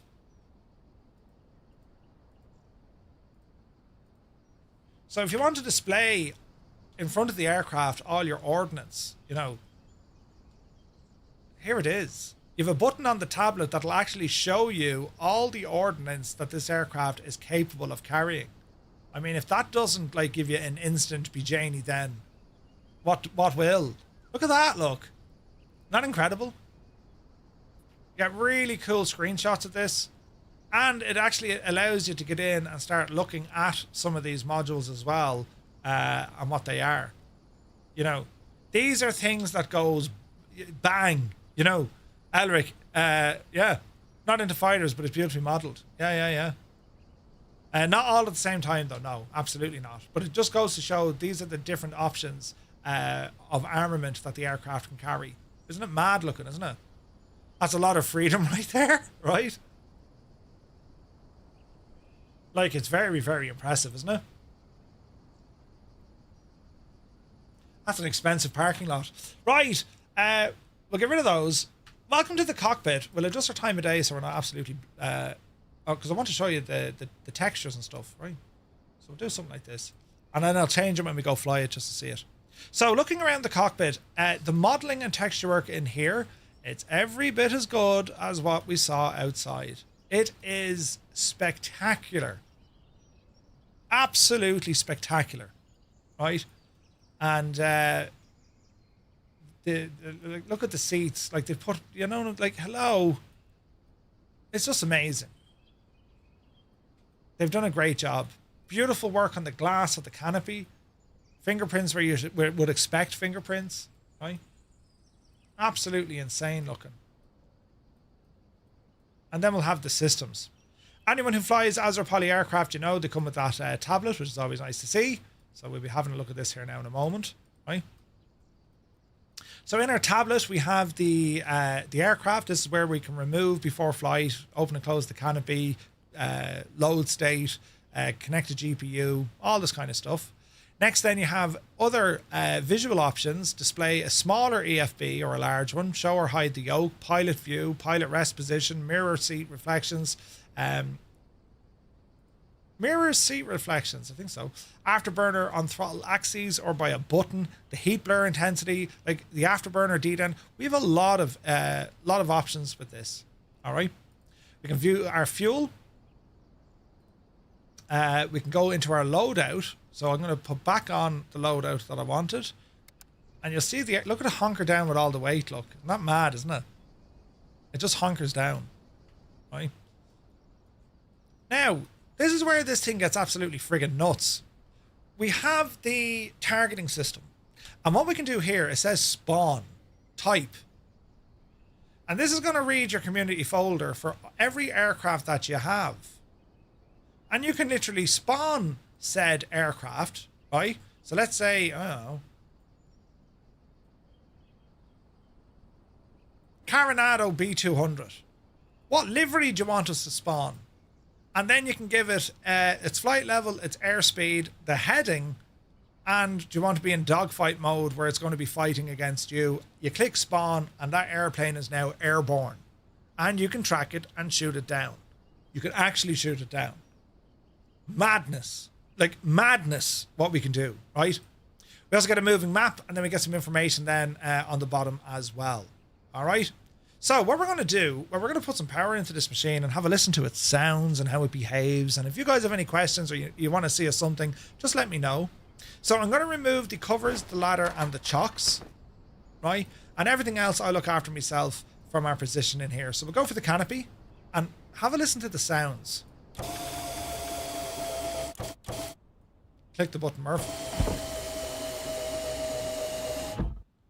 Okay, so there is our canopy now closed, right? And we're going to go into getting the aircraft into action. This is going to be fun. So down here, bottom left-hand corner, this is our main electrical panel that we're going to be looking after. So you can currently see it's switched in the down position to off. We're going to bring it over to the right-hand side where we can see battery and standby. And we have a bit of power now coming into some of our avionics. You can hear the fans and all the jazz. We're going to immediately start with the APU.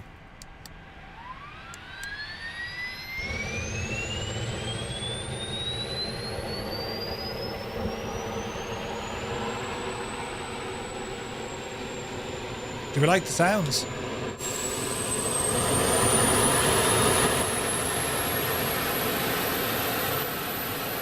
That's just the APU.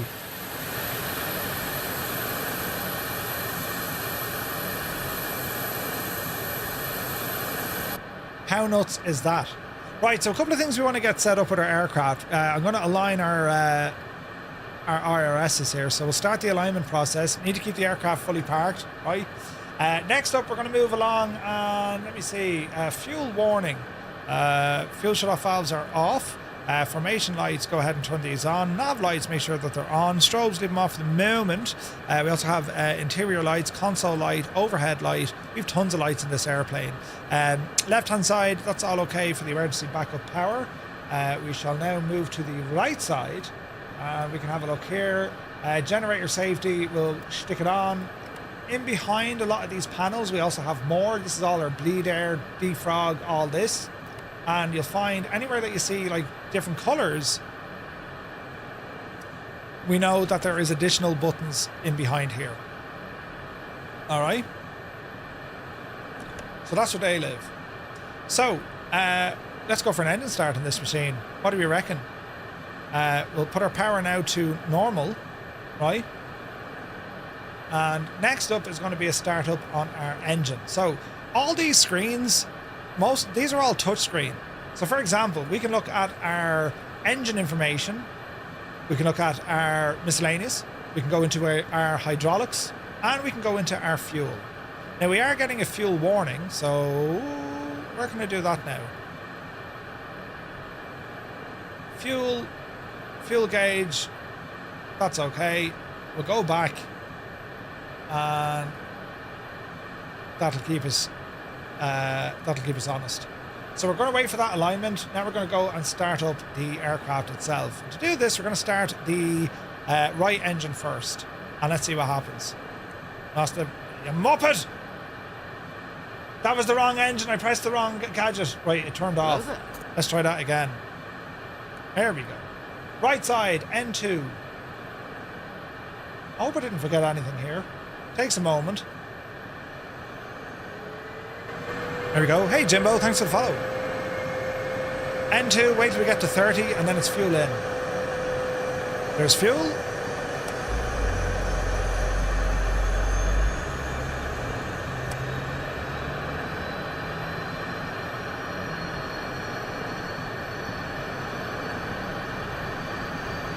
N1.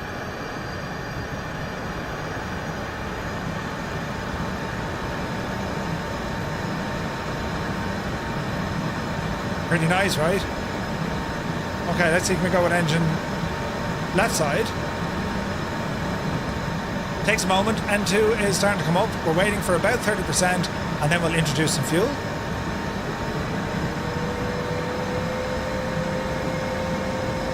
There's 20%. 30.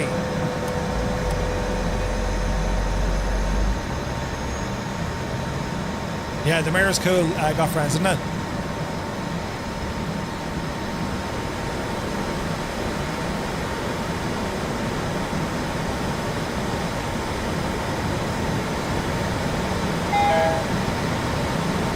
Okay, so our next warning is going to be our flight controls. We'll worry about that in a minute. We're still not aligned yet, so we continue on as is. We will turn off our APU. And now we're going to do our flight control test. Over here, we have a button for this. we're going to come down to our flight control test. This is going to be a go, no go. So we lift the guard and we're just going to do a short test. And what happens here is you'll see the go, no go flop. But if you look at the aircraft surfaces, you'll actually see these guys moving. It's testing its own flight control, making sure that the aircraft is ready to rock. Once we get the green light to say go, our test is complete. Switch off and close the guard. The aircraft is now pretty much ready to rock from a flight control. We can also see that we have aligned our IRSs, which is perfect. So what we want to look at here is some of the different systems. So what we can do, we can interact with all the different systems using this area here. If we want to have a look at our weapon systems, we just click on weapon systems, and this is where we can see what's armed on the aircraft. And we can mess around with this. We've got different settings, we can select, we can get more information, and we can go into our targeting for this as well. Some of the other buttons that we have, I need to do a lot more exploring, but we do have autopilot on this as well. We do have, we have tons of stuff here. You can program things in. Update, look at our air-to-air comm frequencies, international friend, this is going to be our squawk, so we'll horse in 7,000. It's on standby, mode 1 or mode 3. Mode Charlie is what we want, and that should be alive. AS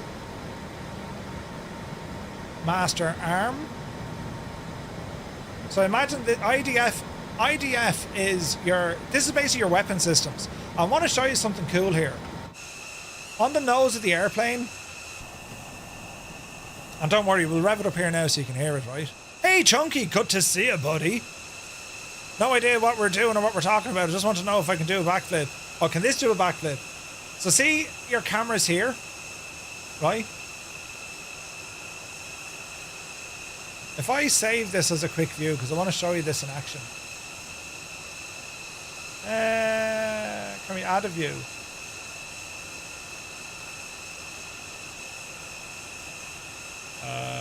How do we add? Create a camera. I don't add a group, I just want to create a camera.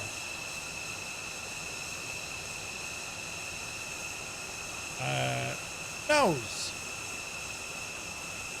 No, that's a group. Right, we'll figure this out. Anyway, keep your eye on these two guys here, because if we were to turn that off, what can I do from here? No, I've got to do it from here. We change it to AS mode, or if we turn it off, and you see it there just in front of our hood? If I turn it off, these systems close down and just out of the way. So it's like your weapon system is no longer on. Like, that's the detail here, right? That is the detail. What else we want to do here now? So we'll go back to nav. On our main display here, this is pretty awesome. So we can move this map around. Click move and we can move it around, right? Center it. And brings us back. And we can identify what's here. We can zoom in, zoom out. And we can have a look at some of the different screens. So we have map. And we get tons of other details on this as well. Terrain, all the jazz. All right. How do we change this? There we go. Over on the right hand side, again, miscellaneous. Here's our engines, miscellaneous systems. Hydraulics are up and running. Check our fuel, because we want to keep an eye on this, and so on. So that's all looking good. We can see total fuel down here at the bottom right. What else do we have? It's the wrong button completely. We also, let me see here now, we also want to put on our strobes. And we want to put on our taxi lights, which is this guy here. And we'll see that we have our taxi lights on, just like what you get in your car. Not mad. So what we're going to do, because I think we're ready for a bit of flyage, we're going to take off in this machine. Wish me luck now, lads, will you? You know. And the views, of course.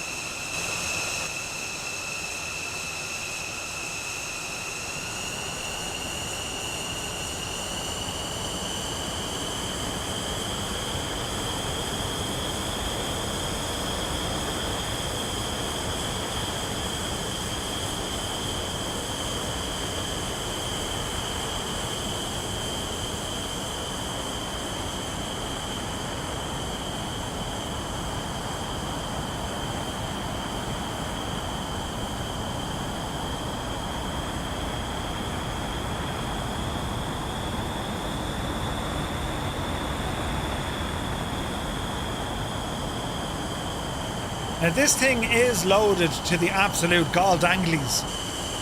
And an issue you're going to have, the flight model. So I also want to turn on my landing lights here.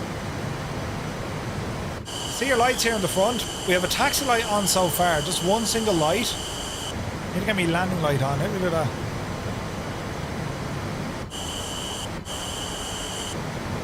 There's a way to do this. Right, so there's the taxi lights. How do we get the landing lights on?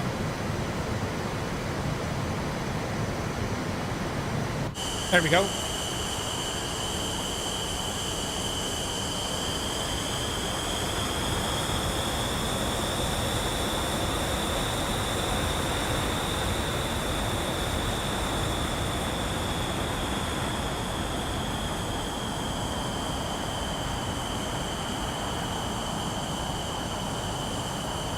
I put the car in front of me. Oh, Creo, thank you very, very much indeed, buddy. 5 gifted tier 1 subs going out here to Twitch. Lads, if you got a tier 1 sub, but thanks to Creo, do be sure to say thank you. What a legend, man.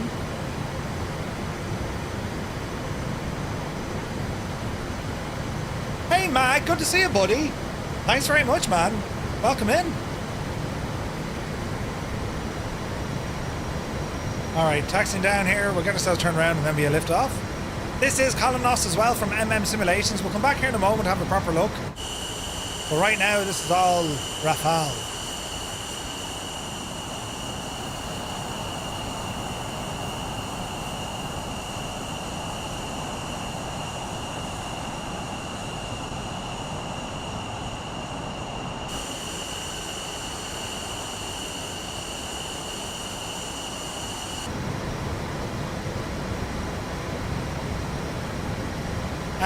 I will do Colonel Fork, absolutely, buddy. Alright, got ourselves turned around.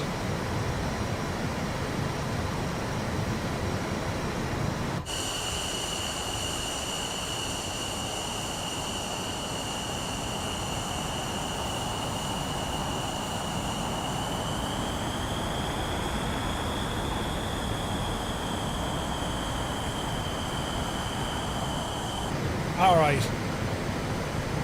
Get ourselves lined up. Wish me luck.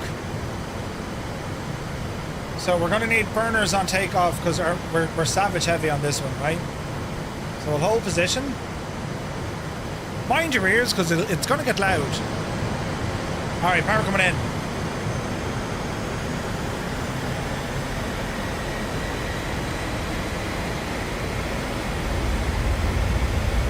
And we're rolling.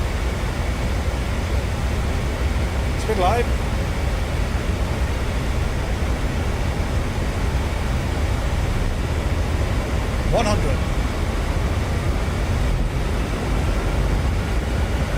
Yep, see Daisy.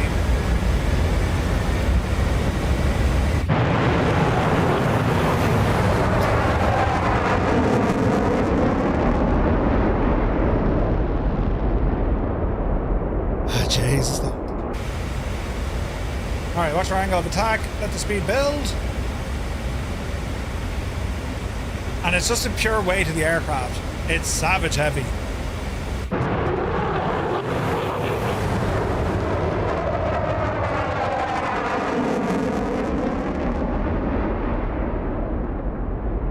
Need we say any more?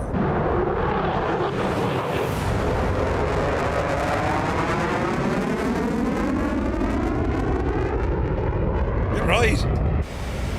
Alright, off the burners. And we'll try and calm it down a little bit. And because we're carrying so much ordnance, the airplane is reacting very, very sluggishly. It's the weight, right? And what we can do, we can get rid of that weight. Right. Let's get rid of some of this weight. Wish me luck. Stores.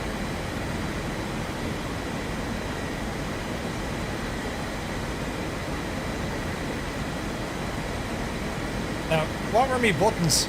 Can anyone remember what I used? Try this one, Murph. So, machine guns.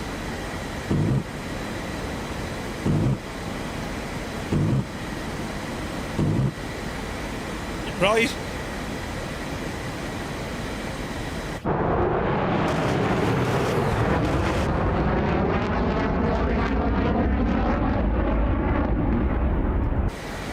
Right, I've run out of machine guns already. Brilliant. All right, so IDF. Go to a weapon and select cell from the bottom to select jettison. Yeah, you can jettison them. Yeah. Now she can do other things. Let's see here now. We're bringing the lighting down a bit, will we? Just to make it look terribly fancy. Because the lighting inside this aircraft, gorgeous.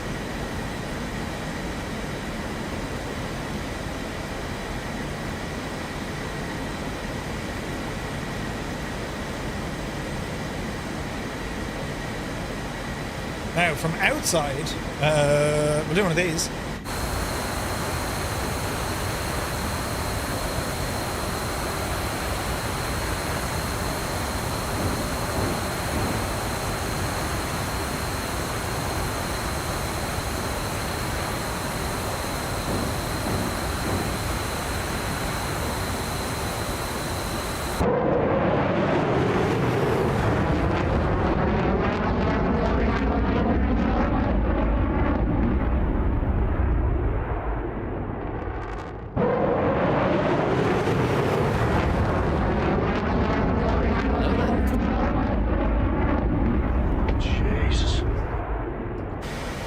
Like, you can just have ridiculous amounts of fun with this. And yeah, like the lighting on this thing, man, it's friggin' superb, isn't it? What a machine. And then with some of the other weapons, I'm not going to go too far into the weapons, I mean, because I don't know how to do it yet, let's be fair, right? I know we can inject aircraft, we can target aircraft, there's dogfighting mode, but I'll probably spend about an hour trying to figure it out. We can jettison our ordnance. We can also launch our ordnance, and there is a full targeting system built into the aircraft, right? But for now, hopefully this is enough to get you airborne, up and moving, and just listen to some of these sounds, man.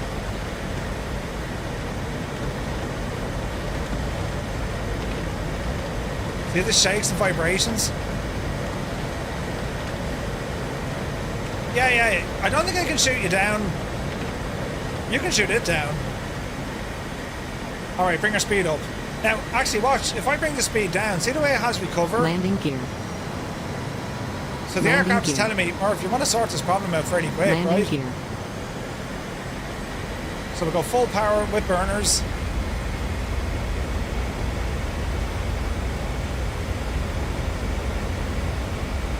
I mean, this is a toy, this one, isn't it? This is absolutely superb.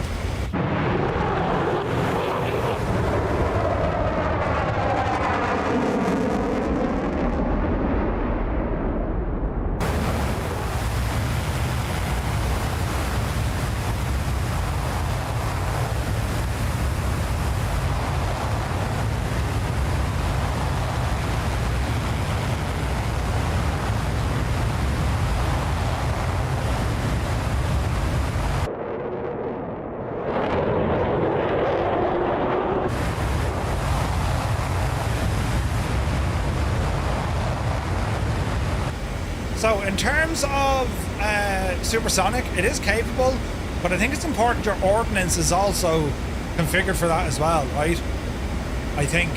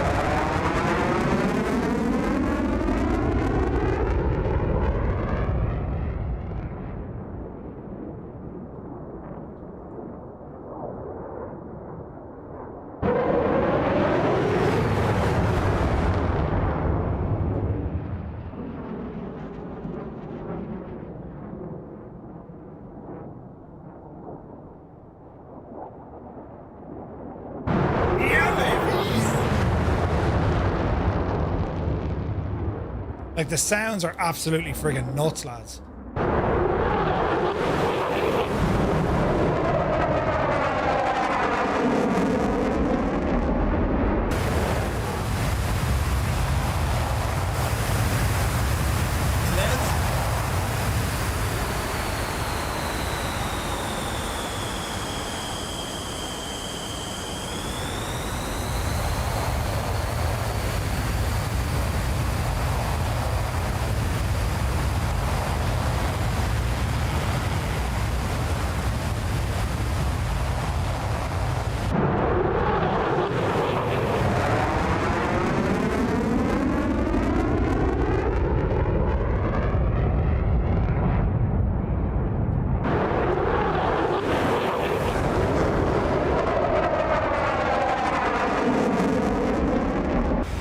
Yeah, so if we want to jettison some ordnance on this, we can.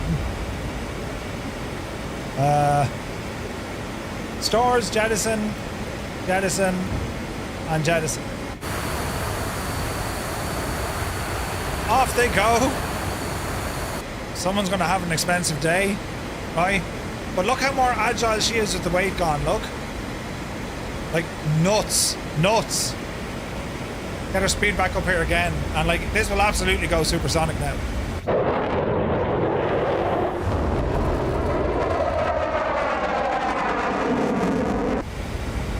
Alright, speed 500.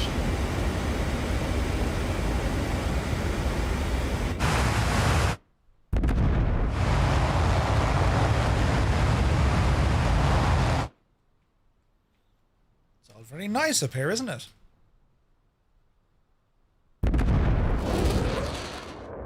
The sounds, Jesus.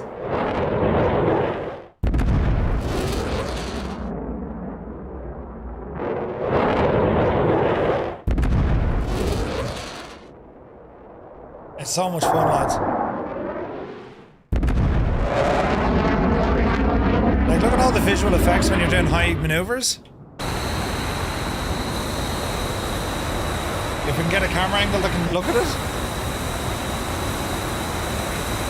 Right now, give it a second.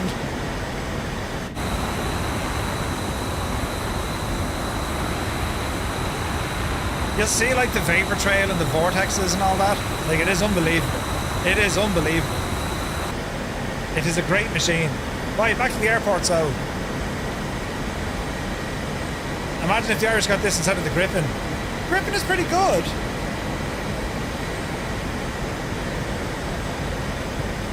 Right, let's head back to the airport and see what happens. Oh, icing.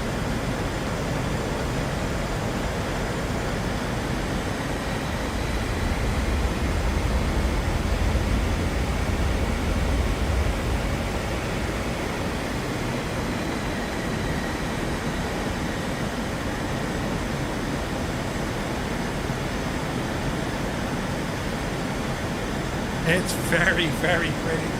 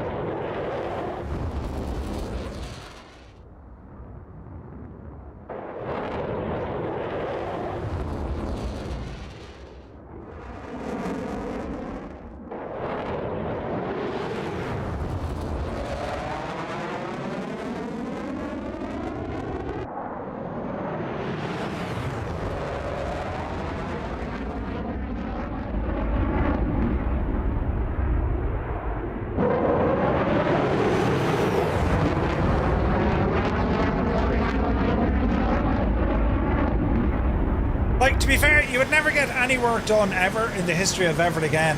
You know what I mean? Now the question is, lads, can we, can we land this? We'll bring it in for landing and let us see what happens. Easy now.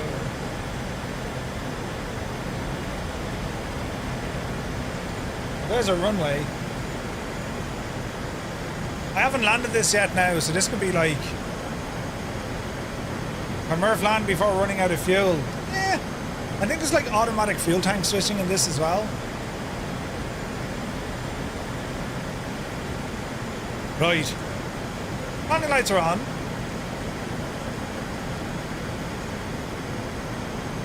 About 240 knots. We'll get down the road here a little bit and let's see what we can do.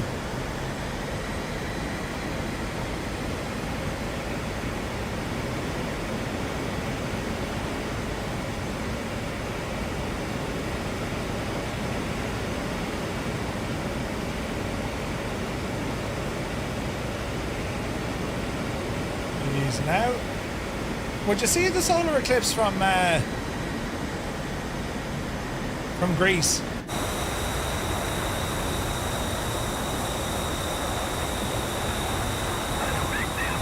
It'll be night time. Hey, Fornax, good to see you. All right. Speed brakes. Hear the sound.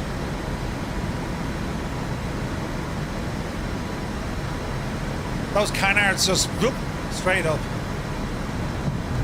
Gear coming out.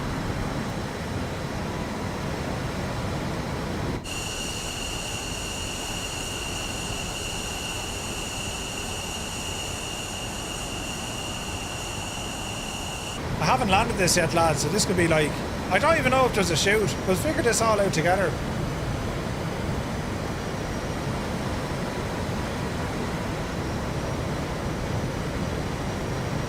It looks so slow now.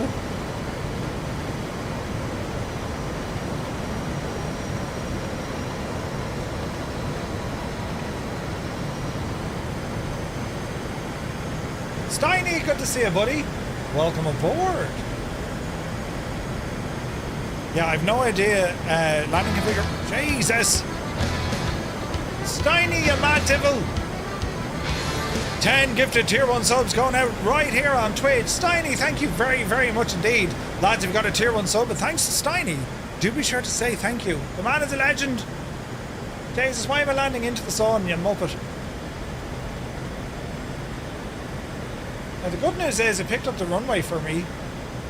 See that? I'm actually getting that green dot on my heads-up display for the runway. That's mad, Ted. There's systems at play here. I need to learn them.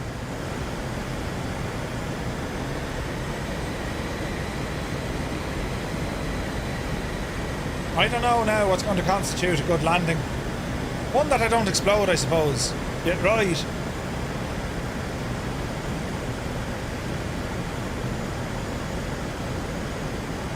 Easy now. You seem nice and slow. The pappy are somewhat happy.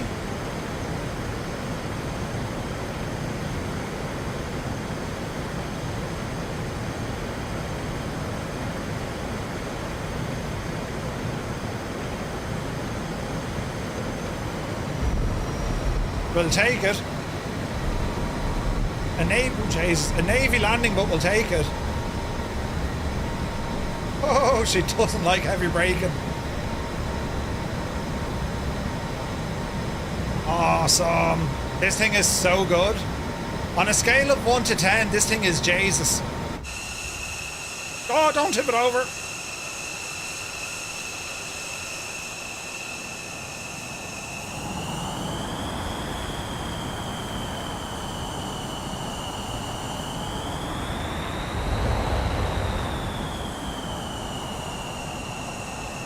Remember, it's a Delta wing, yeah.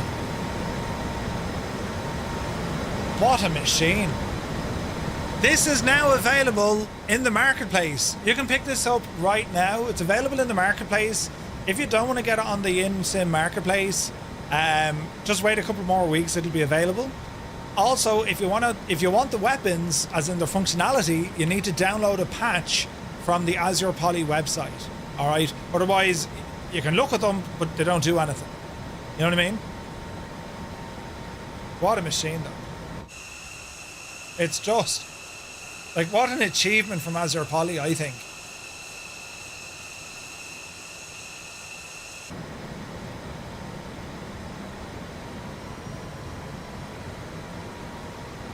All right, bring her to a gentle stop. All right, park and brake on. Lights off. Let me see, APU, we won't bother, we'll have a GPU. And let's go fuel off.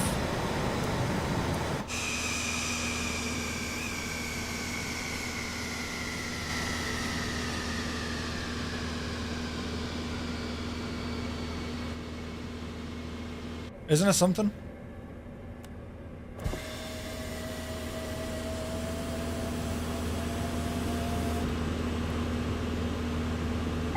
Hydraulics failure. Hydraulics failure. Yeah, that's all right. Failure. Now it says mechanic show. I don't know how we do that, but there we have it, lads. The AzurPoly Dassault Rafale for Microsoft Flight Sim 2024. It is an absolute behemoth of an aircraft. It looks great, it sounds great, and it flies great. And the systems with this machine are absolutely unbelievable. Unbelievable. In actual fact, it doesn't look right without armament. Rearm there now, Betsy. Yup, you divot you. Now we are talking. It was my first day on the job. We just mattered, you know, we jettisoned all the stuff. You know what I mean? What are your thoughts? Do we like? I mean, do we like or do we like? It's absolutely incredible. Liveries are very, very nice, yeah. So while we're here, lads, we've two more aircraft to look at. We're going to have a quick look here at the scenery, because this is from Simulations, and it is that of Kalymnos here in Greece, right? We actually flew over this island, or close to this island, yesterday on our flight. So Simulations, I've been following these guys since they started making scenery in Microsoft Flight Sim. And I got to say, their sceneries are gorgeous. I'm a huge fan of what these guys do. This scenery itself, it's available. Where's the button, Murph? You can pick it up over on Anybills. Kalymnos or Kalymnos. And it's, where is it now? It's 8, well, without taxes. It's about €12, right? About €12, or about 14 US dollars. Now, if this is something you do want to pick up, I invite you, if you want to use my link down below for Anybills, that'll give you the link to the store where you can buy this airport. But it's absolutely beautiful. It's the national airport of the island, a small, unique airport nestled down between the rugged mountains and blue waters of the Aegean Sea. Detailed recreation of the airport, fully modelled interior, detailed ATC control tower. We also have the port and surroundings included, realistic night lighting, and custom ground textures. I got to say, it's very, very nice, isn't it? It's very, very nice. Some of the, I mean, what a location for an airport. You know, like look at the surrounding setting. Isn't this beautiful? Beautiful. We'll bring up the time of day so we can make it look a little bit more natural. There we go. So we've plenty of details inside here in the control tower. It's fully modelled. You can have an old gawk around. And just surrounding the air, like it's what a gorgeous place, isn't it? So it's a national airport. It's quite a small airport. ATRs, I suppose. And then we have the terminal over here then as well. With the peoples. The peoples be watching. Around the side here, it's kind of mad the way it's laid out, isn't it? It's very mad. It's just mad the way it's all laid out. That's the road outlook. I was wondering where you get to the road. But they've also included the surrounding buildings, which is nice to see, look. It's a nice touch. There's a bus heading up over yonder. And they've also included then some more scenery. Look, there's different landmarks down the island. They also included the port below here as well. It's a cheap and cheerful scenery, you know. But yeah, like look where we are. Like look at the views here, man. This is absolutely gorgeous. What a place to go flying. This is going to provide our backdrop for this evening because we're going to now check out our next aircraft, which is the Taylorcraft from GotFriends, which I'm very excited about as well. So that was the Rafale. I hope you enjoyed it, lads. If you have any questions on it, do let me know. And yeah, as I said, I think this is definitely an aircraft that should be on your shopping list. Because it's freaking gorgeous, right? It's gorgeous. Right. Let's go check out more aircraft, shall we? So the Taylorcraft, this is currently pre-release. GotFriends are aiming to release this soon. With the aircraft, on final release, it's going to be a number of different variants. This is a beautiful general aviation aircraft. It's like it's a classic designed aircraft, the Taylorcraft. It looks very similar to what you'd have back in the day of maybe like a Piper Cub or even an L4 Grasshopper. This was very much a civilian marketed one. The different variants we get a classic, a backcountry, we get winter, which is fitted with skis, and we also have a seafarer as well, which is absolutely gorgeous. Absolutely gorgeous, right? So we're going to go for an out flight in this, and I'm going to keep it in the classic configuration with the wheel pans on, because it's very similar to that of what you'd see from a Cub, right? It's a beautiful machine. Liveries, as you can see, I'll let them load up.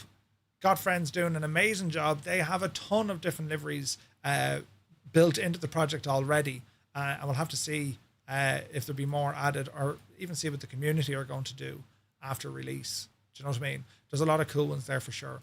I like kind of the cut of this one, so we're going to use that. So we'll ramble in, use the same airport, and we'll set the time to daytime. And we'll go in and have a quick look. So the Taylorcraft, right? Apart from what we get with the airplane in terms of the history and the modeling and how well it looks, this is an airplane that GotFriends, I think, have once again done something quite mad. They did it before with the Norden being able to change liveries on the fly. This one, well, you'll see what I mean. When we talk about the level of customization that's available on this aircraft, I've always wished we had aircraft that were more, they allowed it to feel like it was your airplane. You actually feel like you own the airplane because it's so customizable. You can absolutely have it to your own configuration. And I got to say, the Taylorcraft, it has that in spades. Like, it has tons of different character that you can set this airplane up to be exactly what it is you want it to be. And I love that. I absolutely love it. But it's not just, look, it's a pretty little GA airplane. There's all sorts of cool stuff because it has what GotFriends called reactive motion. Now, reactive motion, we've covered this on the news for some time. Basically, inside when we're flying along, the little handles move around. We have a furry dice that moves around. There's physics-based motion of the aircraft itself, and it is so immersive. Other aircraft feel kind of hollow now when you experience something like this. It is quite superb, right? We also have a craft pad, which is basically the EFB, different ways to fly that we looked at, and then we just have unbelievable detail. And I mean unbelievable detail. We're in walk around mode. We'll get out of that. We're going to jump into the cockpit, and as you can see, everything moves. See, like the little handles here, right? Our little furry dice, right? And just the general hack of the aircraft. I mean, look at the detailing here. Isn't this superb? This is beautiful. You can hold 50 pounds of weight in the back, right? Your lunch. And just look at the textures here. Isn't that superb, lads? Absolutely gorgeous. There's tons of character in this thing. So what I want to show you, because this is where the thing really does kind of sing, right? We can utilize the craft pad, and like I love the little Easter eggs and stuff in behind it. GotFriends, isn't that class? Isn't it? Isn't it deadly? Isn't it? What we have here, we can customize this machine just to a ridiculous amount. So yeah, we can use the 2024 walk around mode. We can go around and press buttons, and we get our door open here. Tablet goes out. Hop out the plane. And we can interact removing our pitot covers and flags and prop spinner covers and all the jazz. We can do all of these things. Or you can do them from directly inside the craft pad as well, right? So I got a door closed. And again, the sounds on this thing are beautiful. So let's have a look here. So the wheel chocks, go ahead and remove those. Now, we can do mad things. Let's go ahead and open the engine cowling and our fuel. And again, we can do all this manually as well, right? Like, look at the detail. Isn't that something else? Absolutely gorgeous. We can see where the where our oil goes. And you see all your various different your levels and whatnot. And for fuel as well.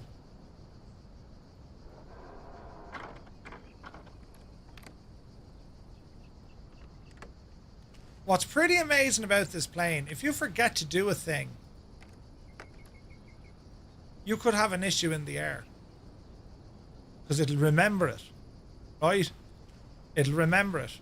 Doors will open, things move around. It gets absolutely nuts. We also have this ground adjustable propeller, so it selects the static prop pitch preset when the aircraft is on the ground. We're going to keep it on standard, but you do have some different options here for the likes of stall, climb, utility, cruise, all that. Basically how the pitch of the prop is, right? Moving to the appearance. This is where we get to customize things.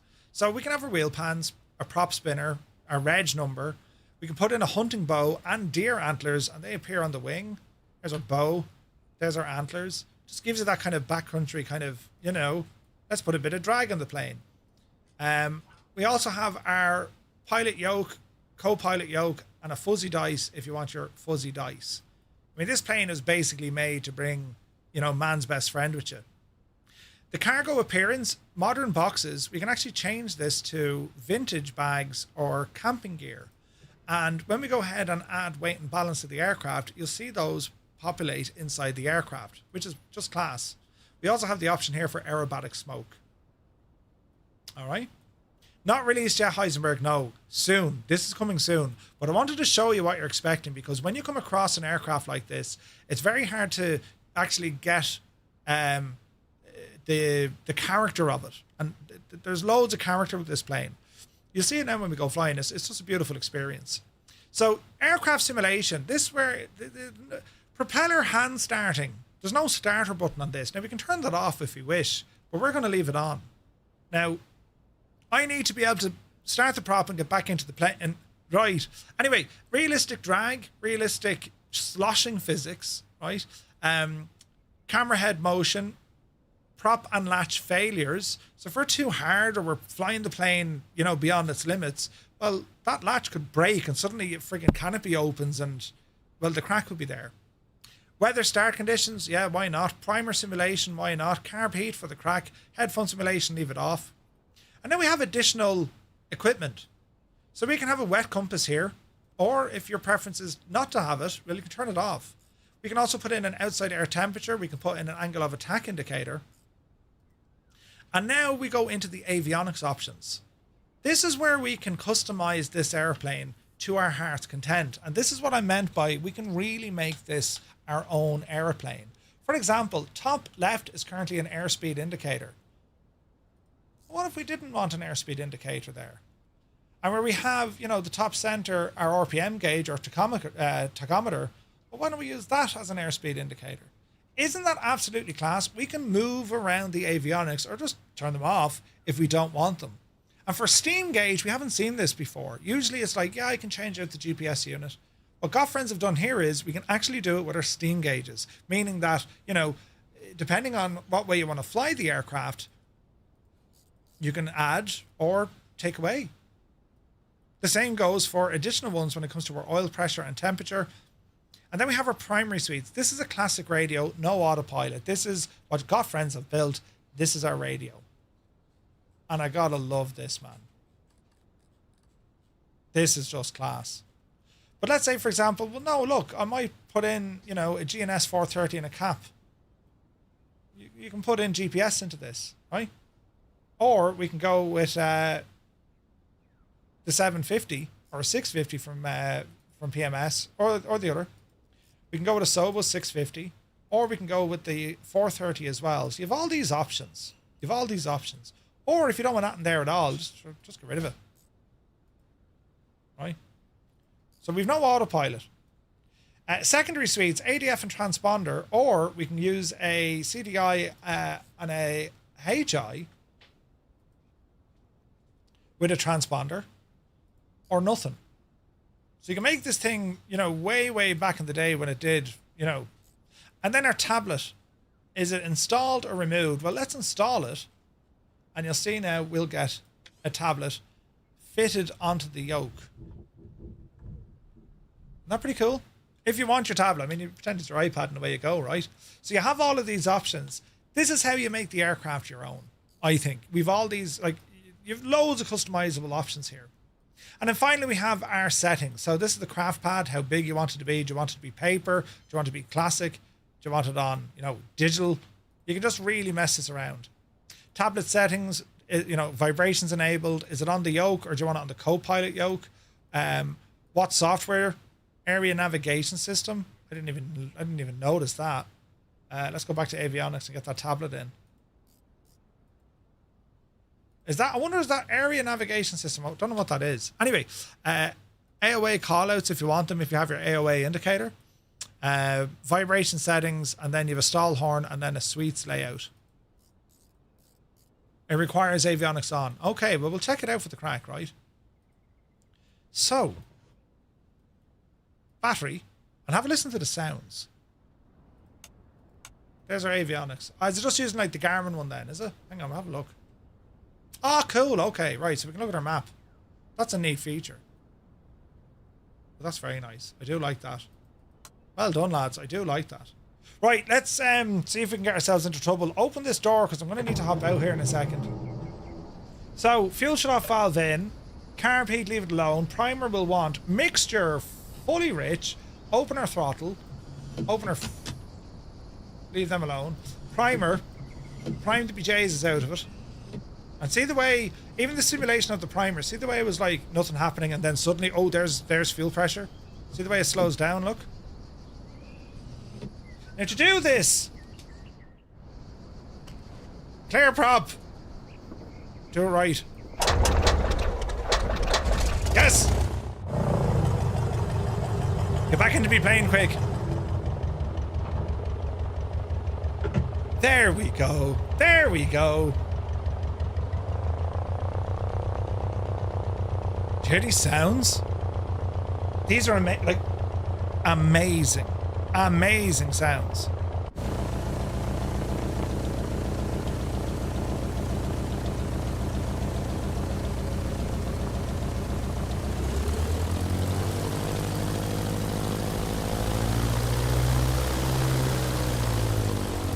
Hey, Mr. TPHI is here. Good to see you. The sounds are just gorgeous, lads.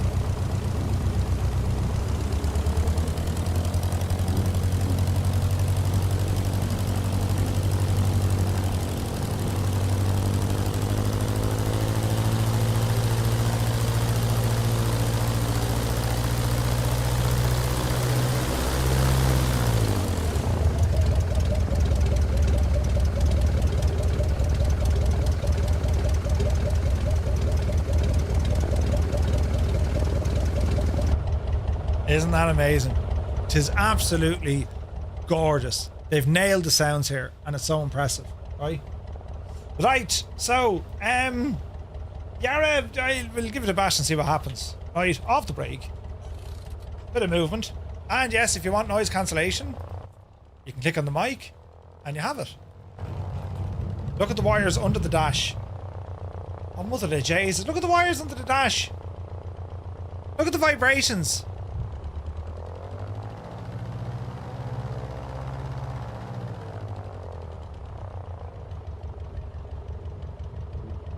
Look at the pulley system, look! Ah, that's ridiculous.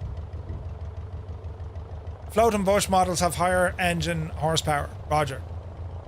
Look at the details here. Our little pedals, look. That's ridiculous. But what I want you to look at here now, right? Have a look at our little the handles here, and also our furry dice. See how they're all reacting? Isn't that amazing? Don't roll it, Murph. Now, we'll turn right this time because we're going to come down the hill. The attention to detail is amazing. And you're, like, you might be thinking, look, it's a really small little general aviation airplane. Lads, you haven't lived. Jesus, we're nearly taking off at this speed. This is just an amazing way to explore Microsoft Flight Sim. Like, it is an amazing way. You know, a lot of the faster aircraft, you know, you're booting it over scenery. The jet, the Rafale, like, forget it. Oh, that looked nice then half an hour ago when we passed it. This is where you can just slow everything right down. And I love this. This style of flying is gorgeous. Absolutely gorgeous.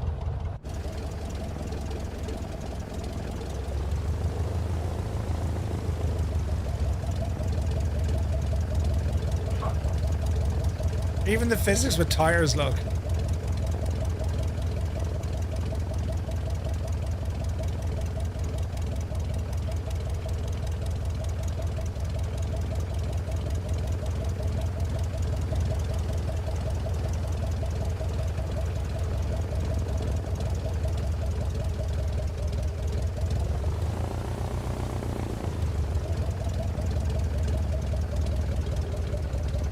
Right. So let's do a bit of flying and enjoy ourselves.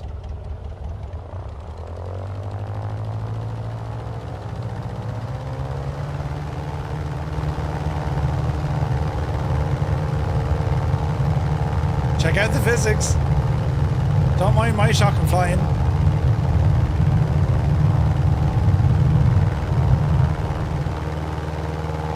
That's what you get for taking off in a tailwind.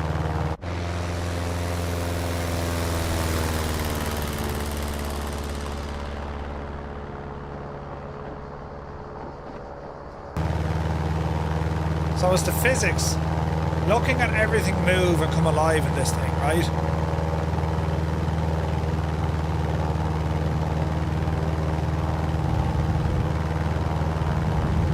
And the sounds are insane.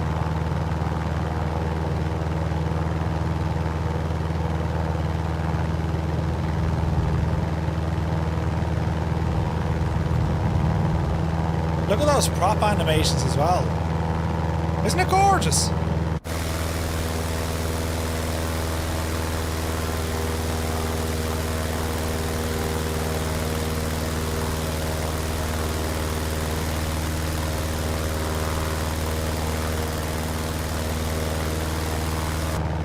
Absolutely gorgeous. Jesus.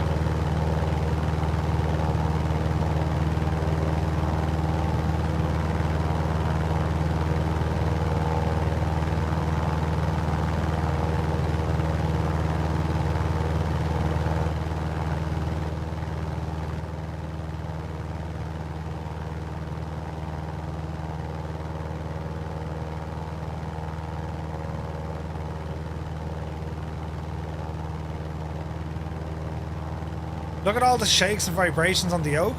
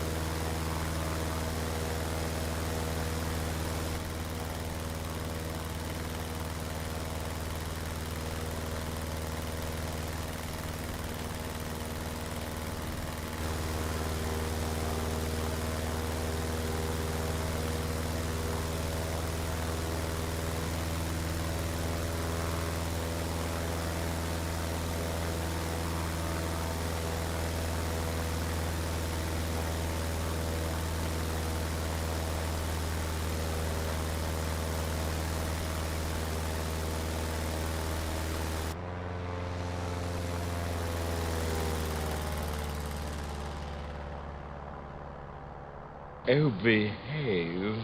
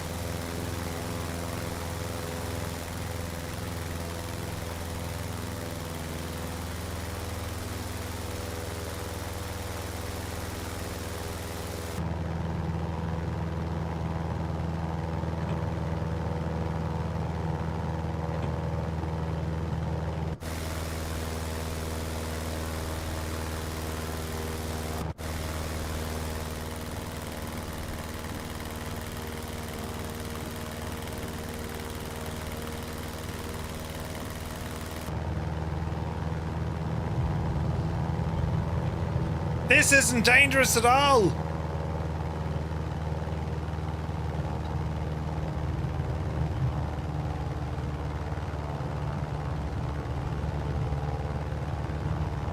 Oh Jesus, don't open door. There's enough wind pushing it back, but my door's opening. Jesus.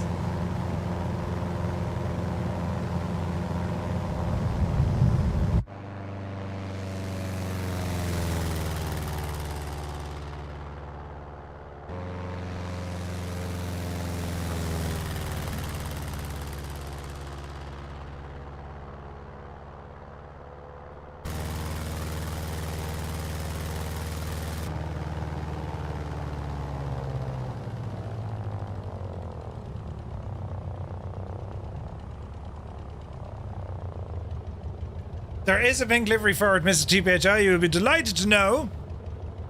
There absolutely is.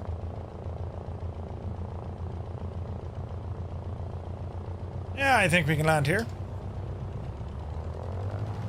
With me doors open. But you hear the sounds of this thing, man.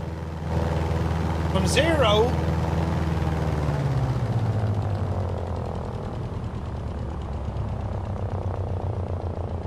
to this.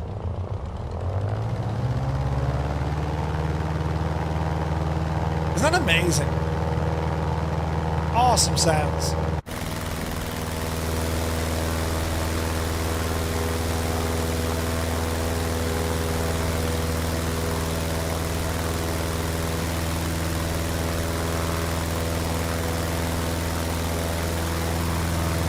Now let's see, can we actually land this without causing an international, you know? And like, again, this is going to be aimed at the type of flying you want to do. Is it going to be as we are here now? Is it going to be something that you want to put on floats, skis, or even tundra tires? Like what we're doing now, we'd absolutely no problem with tundra tires. You know what I mean? Let's just see what happens here, right? We'll try and give ourselves a bit of a view of all the reactions of the physics here in the cockpit, right? I mean, it'll be grand, lads. Let's not worry about it. It'll be fine. Uphill landing as well. With the Janie.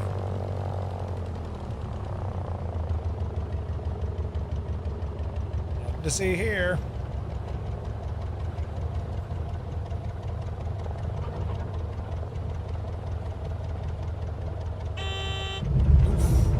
Look, the door's opening, look.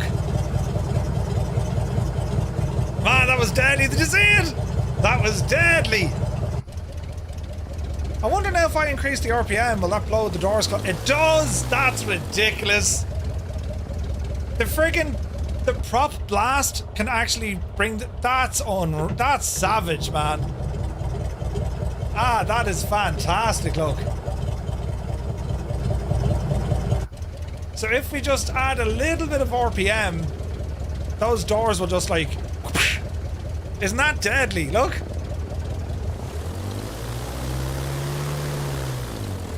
You gotta love it, man. You gotta love it. GotFriends, this is just... there's something special about this plane. There's just something special about it. I don't know what it is. It has character. It's the fact that it can be like this. We can put tundra on it, skis on it, friggin' floats on it, and we can customize it. Absolutely. Next landing, hit the ground really hard.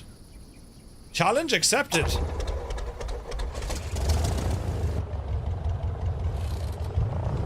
I'm a simple man. Now, what if I close the doors properly?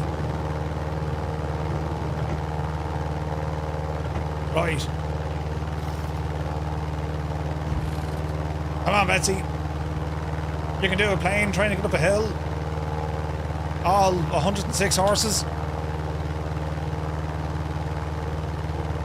And the sounds from the little, what do they call these? Storm glass? Oh, Jesus, Murph, this is not go well.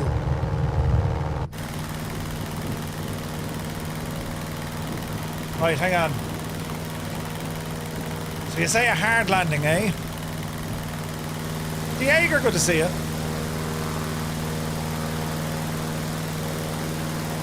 How hard are we talking? Oh, really hard.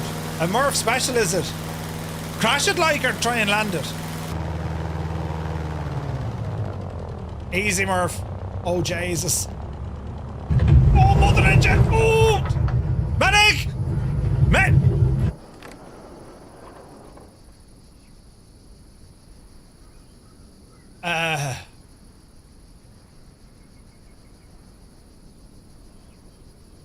Ouch. Oh no! What happened?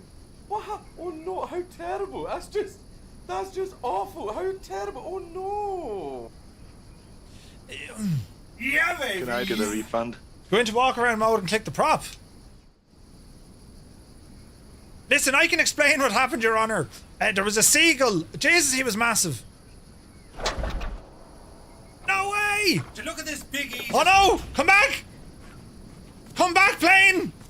Jesus, I didn't anticipate this. My plane is running away from me. It's like, no! We're not doing that again. You can shag off, pilot. Oh, look! Hang on! Physics! She'll roll forward now, look! Yes! Look! Come to Papa. That is fantastic, man. I love that. I absolutely love that. What a machine, lads.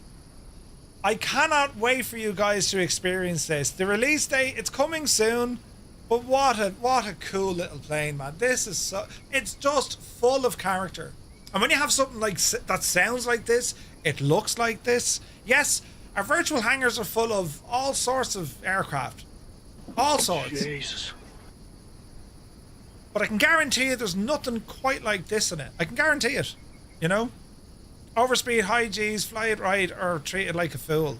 The prop failures at work. It's amazing. And the sounds. One careful owner. It got as far as the church and back.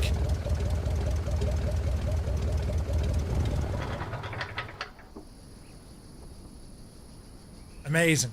It's amazing. GotFriends, exceptional work at this, man. Like, how do you make general aviation aircraft interesting enough that people feel compelled to say, I'm gonna do this?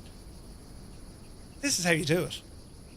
This is how you do it. There's features here that just make it stand out. 60% of the time, it works every time. Every time. I absolutely love it. Technology will follow our journey from now on. It's class, man. It really does add an element to the airplane. Knowing that you have all these physics, things moving, rattling, shaking. Yeah, decent aircraft developers would also include the sounds, but we never got a combination of sounds and things physically moving. It's very, very good. Awesome, awesome job. Amazing. We very much looking forward to the final release of this aircraft. As I said, it's coming soon. So yeah, lads, pints of Guinness emotes into the chat for GotFriends. This is friggin' brilliant. Can you imagine the flights we're going to get up to on this? And it's gorgeous as well. Like, look at the detail. Like, look at the state. It's gorgeous, man. Yeah, amazing, amazing work. It's just class. Like, a Taylorcraft... Oh, look, I found... What is this? Jonks, what does this do?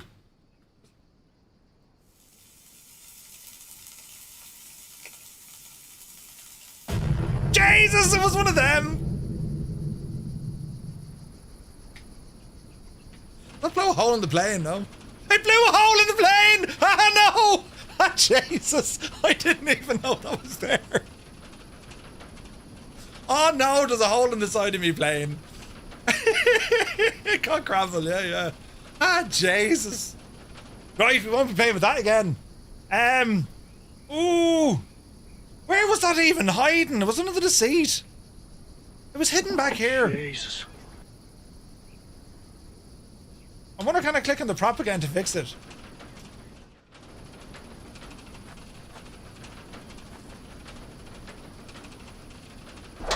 No, we'll have to figure that one out. Ah, it's heart-shaped, so it loves it. Yeah. We just blew a friggin' hole in the side of the plane. I didn't mean to find that.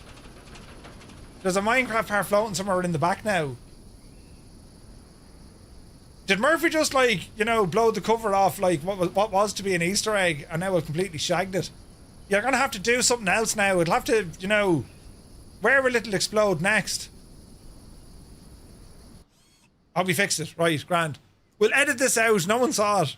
Jeez. Amazing. Absolutely amazing. Well done, GotFriends. That was fantastic. And I did not mean... Listen, if it's in the plane, I'll find it and break it. That's what I do. That's what I do. Right. Our final add-on for this evening is that of a Lancair, which is this one. FlySimWare. Now, we had a look at this airplane before, and I was very impressed by it, right? But they've now updated it to include a steam gauge, right? A steam gauge. And I'm very, very excited to have a look at this, right? There's plenty more than one Easter egg. You didn't blow anything. Brilliant, brilliant. Right. Great news, great news. So FlySimWare, this aircraft is already available, and it just got an update a week or two ago. And what we have here is the new analogue panel. And what I absolutely love about FlySimWare's aircraft... Well, okay. Wait till you see this panel. Is that not just the finest panel in the realm? Look at that. I think that is quite amazing. I think it's gorgeous. If I was ever going to have a real aircraft, that is the panel I would have. I think it is spectacular. Now, we have a load of different options. We can load this in, of course, with the glass. We can load it in with the G3X.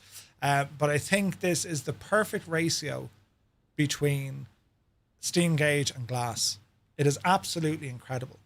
And when we looked at this aircraft before, well, there is a lot going on here. It's not like your standard kind of small general aviation airplane, right? Oh yeah, loads of wood polish. Right, I want to show you, because the tablet for this aircraft, this is something new with FlySimWare. Because, lads, it has all of this stuff. Ground power, cabin lights, luggage, all the jazz. If we want to call fuel, we got to call a fuel truck, right? If we want to check out the maintenance page, look at all the detail when it comes to the maintenance on this aircraft. Top up the tires, refill hydraulics in the struts, replace bulbs, replace your brake pads. You can even wash the aircraft. This is all new technology from FlySimWare, and I got to say, lads, it's incredible. Plus, we have the failures page. Then we can go into the options page. Get rid of the headphone simulation for the minute. Then we have our bindings page. But where this airplane stands out, yes, the dash is absolutely incredible. But again, focus on the sounds here. We're going to take this from cold and dark, and we're going to start it up to give you a listen of it. And then I'll take off, and then I'll show you what this steam gauge looks like at night time, because it is excellent. Absolutely excellent. So, battery. Avionics. Avionics working. Navs, lights coming on. Fuel pump. Left tank. Prop full. Throttle open. And Mags. Clear prop.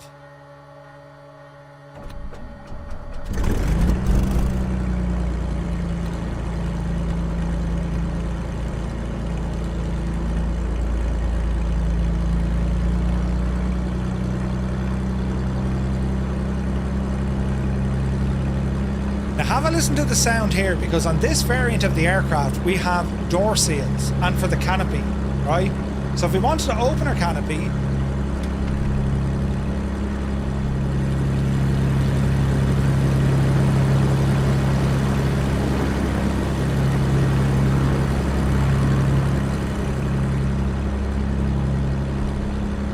well, have a listen to our door seal.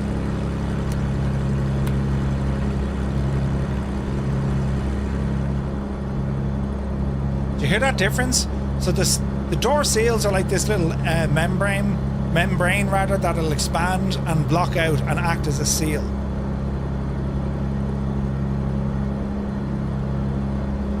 We have tons of functionality.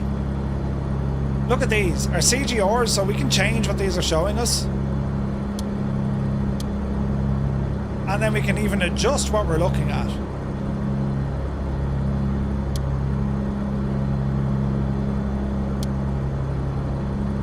Isn't it only deadly? All our circuit breakers. Like, as I say, look, I think this cockpit, this panel, it is a thing of beauty, I think. Look at it, lads. Isn't that gorgeous?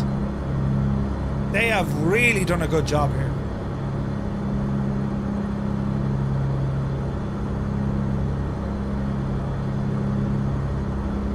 So we'll continue on. Landing lights. Yeah, we'll go terrain.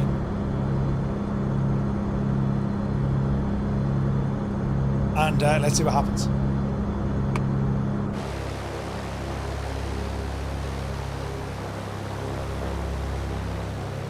Now, Lancair, it's a two-seater, right? It's not a big airplane. But man alive, is this thing fast.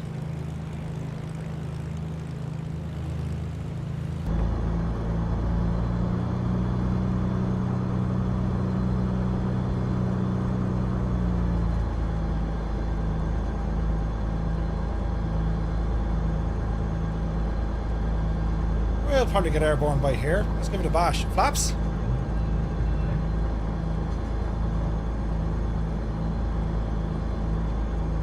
We could be lucky.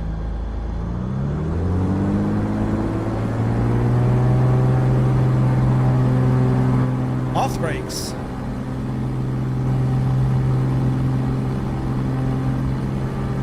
Up a hill as well, lads. The power of this thing.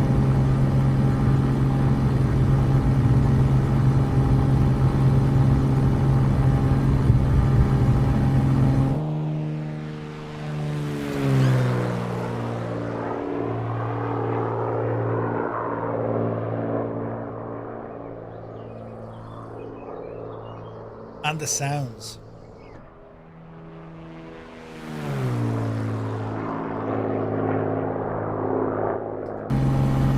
So as we're flying along, it's similar to a sling, especially from inside it, right? Aviation as well, yes. You can use a G3X. You can use the Aviation system. You can select all this from the main menu. This is where you select your aircraft and all the avionics it has. I'm a huge fan of a GTN 750 combined with your steam gauges, but you can absolutely use the Aviation system and it works really well. So, digital Merc, yeah, commander sounds are really good as well. Oh yeah.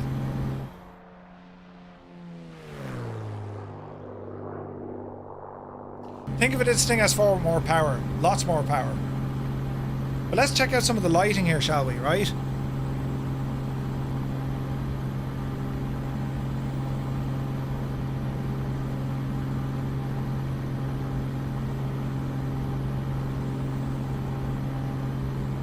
Isn't that absolutely gorgeous?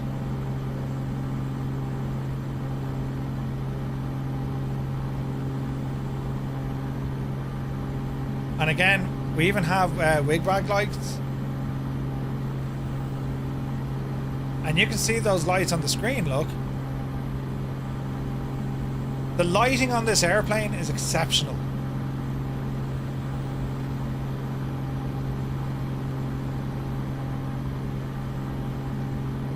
It's just a really nice place to sit. Like, look at the lighting, lads. Isn't that superb?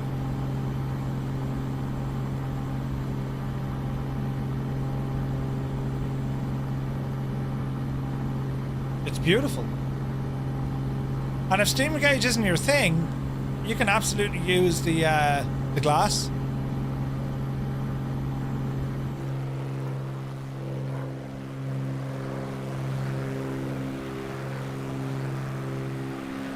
I don't know where we see the eclipse this far back.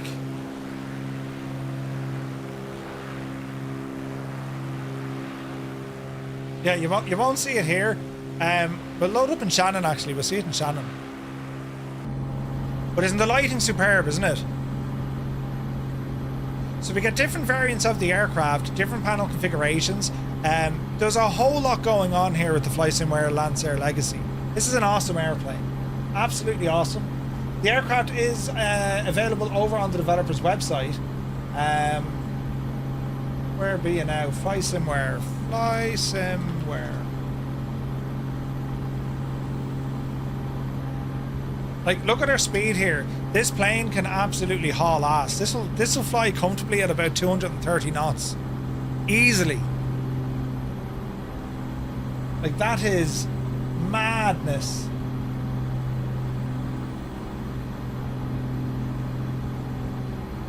So, let's look at the store. Where are you? So, the Lancair is $46.99. So it's not a bad price. Racing Legleys do 400 miles an hour. Oof.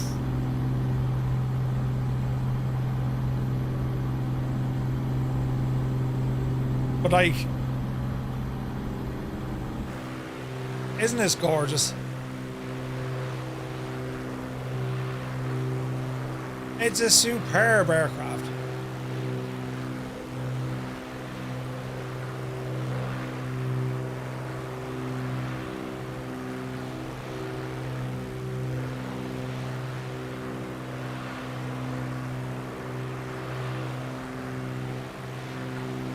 Absolutely brilliant.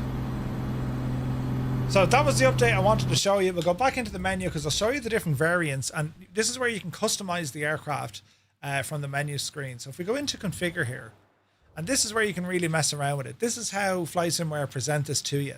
You'll see that you have the legacy analog, or you can go with the G3X, and you can see all the different combination of dashboards with the panel layout. Like, it's gorgeous. All the different panels. It's a superb looking panel.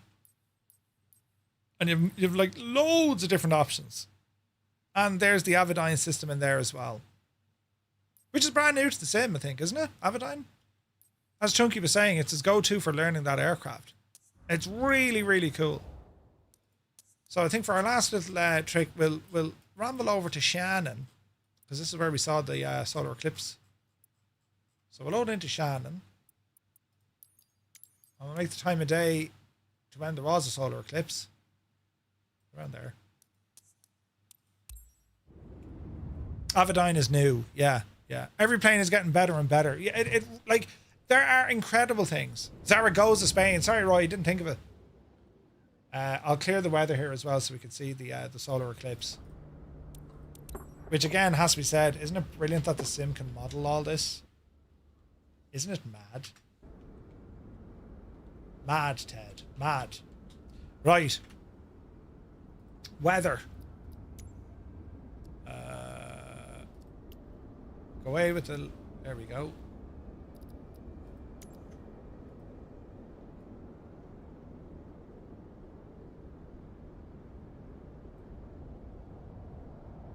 Get rid of all the weather. See how dark it got?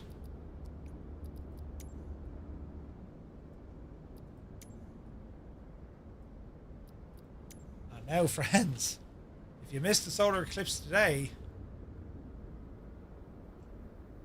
there there it is right now.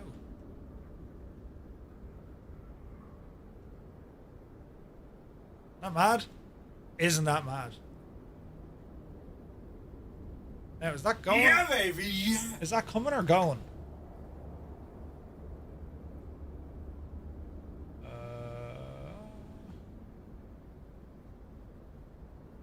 Okay, so it's going the right direction. So we'll start it off something like that. Isn't it mad looking, isn't it? Don't look at it without your special glasses, right?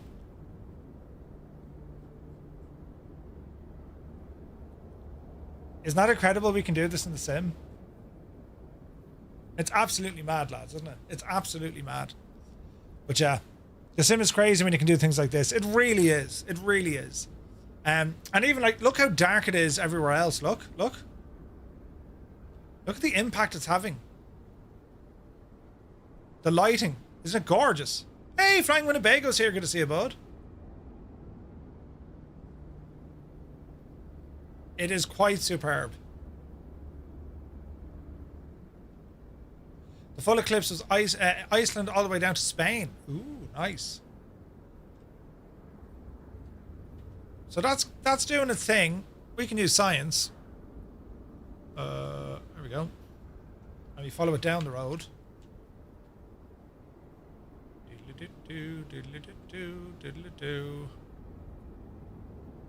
Stupid clouds.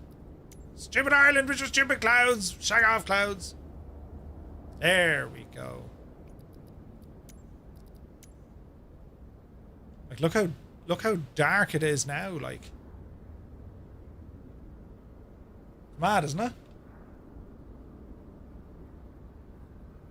You gotta love it, man. You gotta love it. Can I get a refund? No, there's no refunds. Shag right off. It's pretty cool. Got the Ursa Minor side stick throttle pack mounted. Now the burning question, Moby Flight or Sim Pro? Ooh. You'll probably end up using both, I'd say. Do you know? You'll probably use both. But there you are. If you missed the solar eclipse today, well, so you can relive it in Microsoft Flight Sim. How cool is that? Absolutely deadly stuff. Deadly stuff. Isn't it mad the way it simulates it, like? How cool is that? And it's moving. I'd love to see if the Corona's also check that out tomorrow.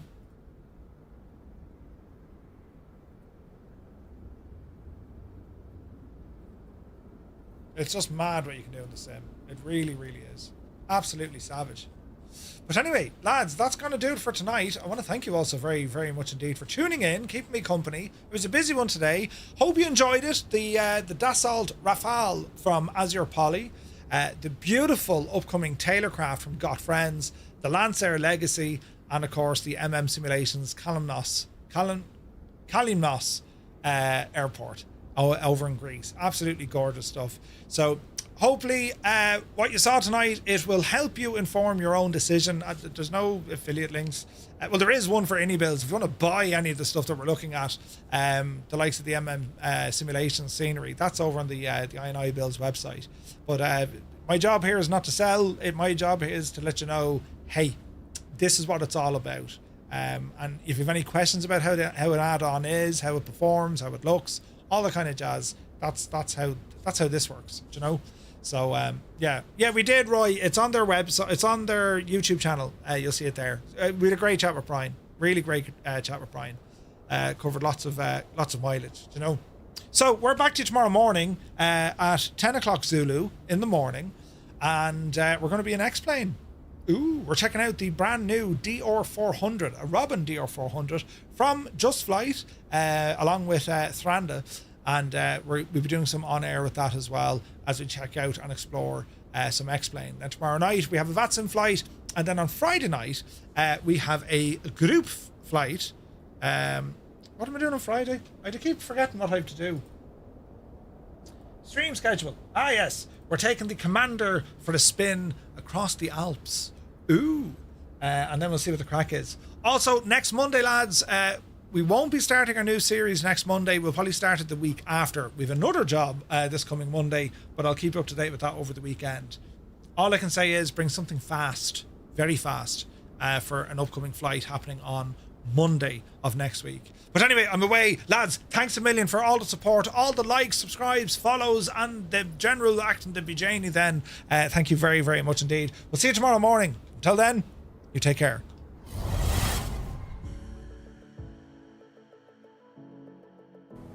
Engines are now off. I've just killed the mixture. Right? Watch this. Mags are off. Feather boat props. My engines are now completely off, right? And I'll know they're completely off because I'm going to keep an eye on the props. They will just stop, right?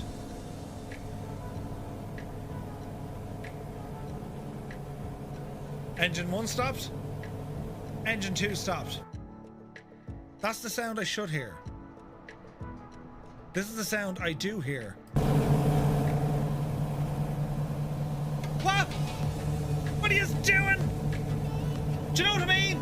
We need to clip this. Hey, Coronado, Microsoft, Nasobo. 3 lads walk into a bar. This is how the sound should be. I've turned off my engines. However, if there's other aircraft of the same description flying from the Coronado fleet, this is what we hear.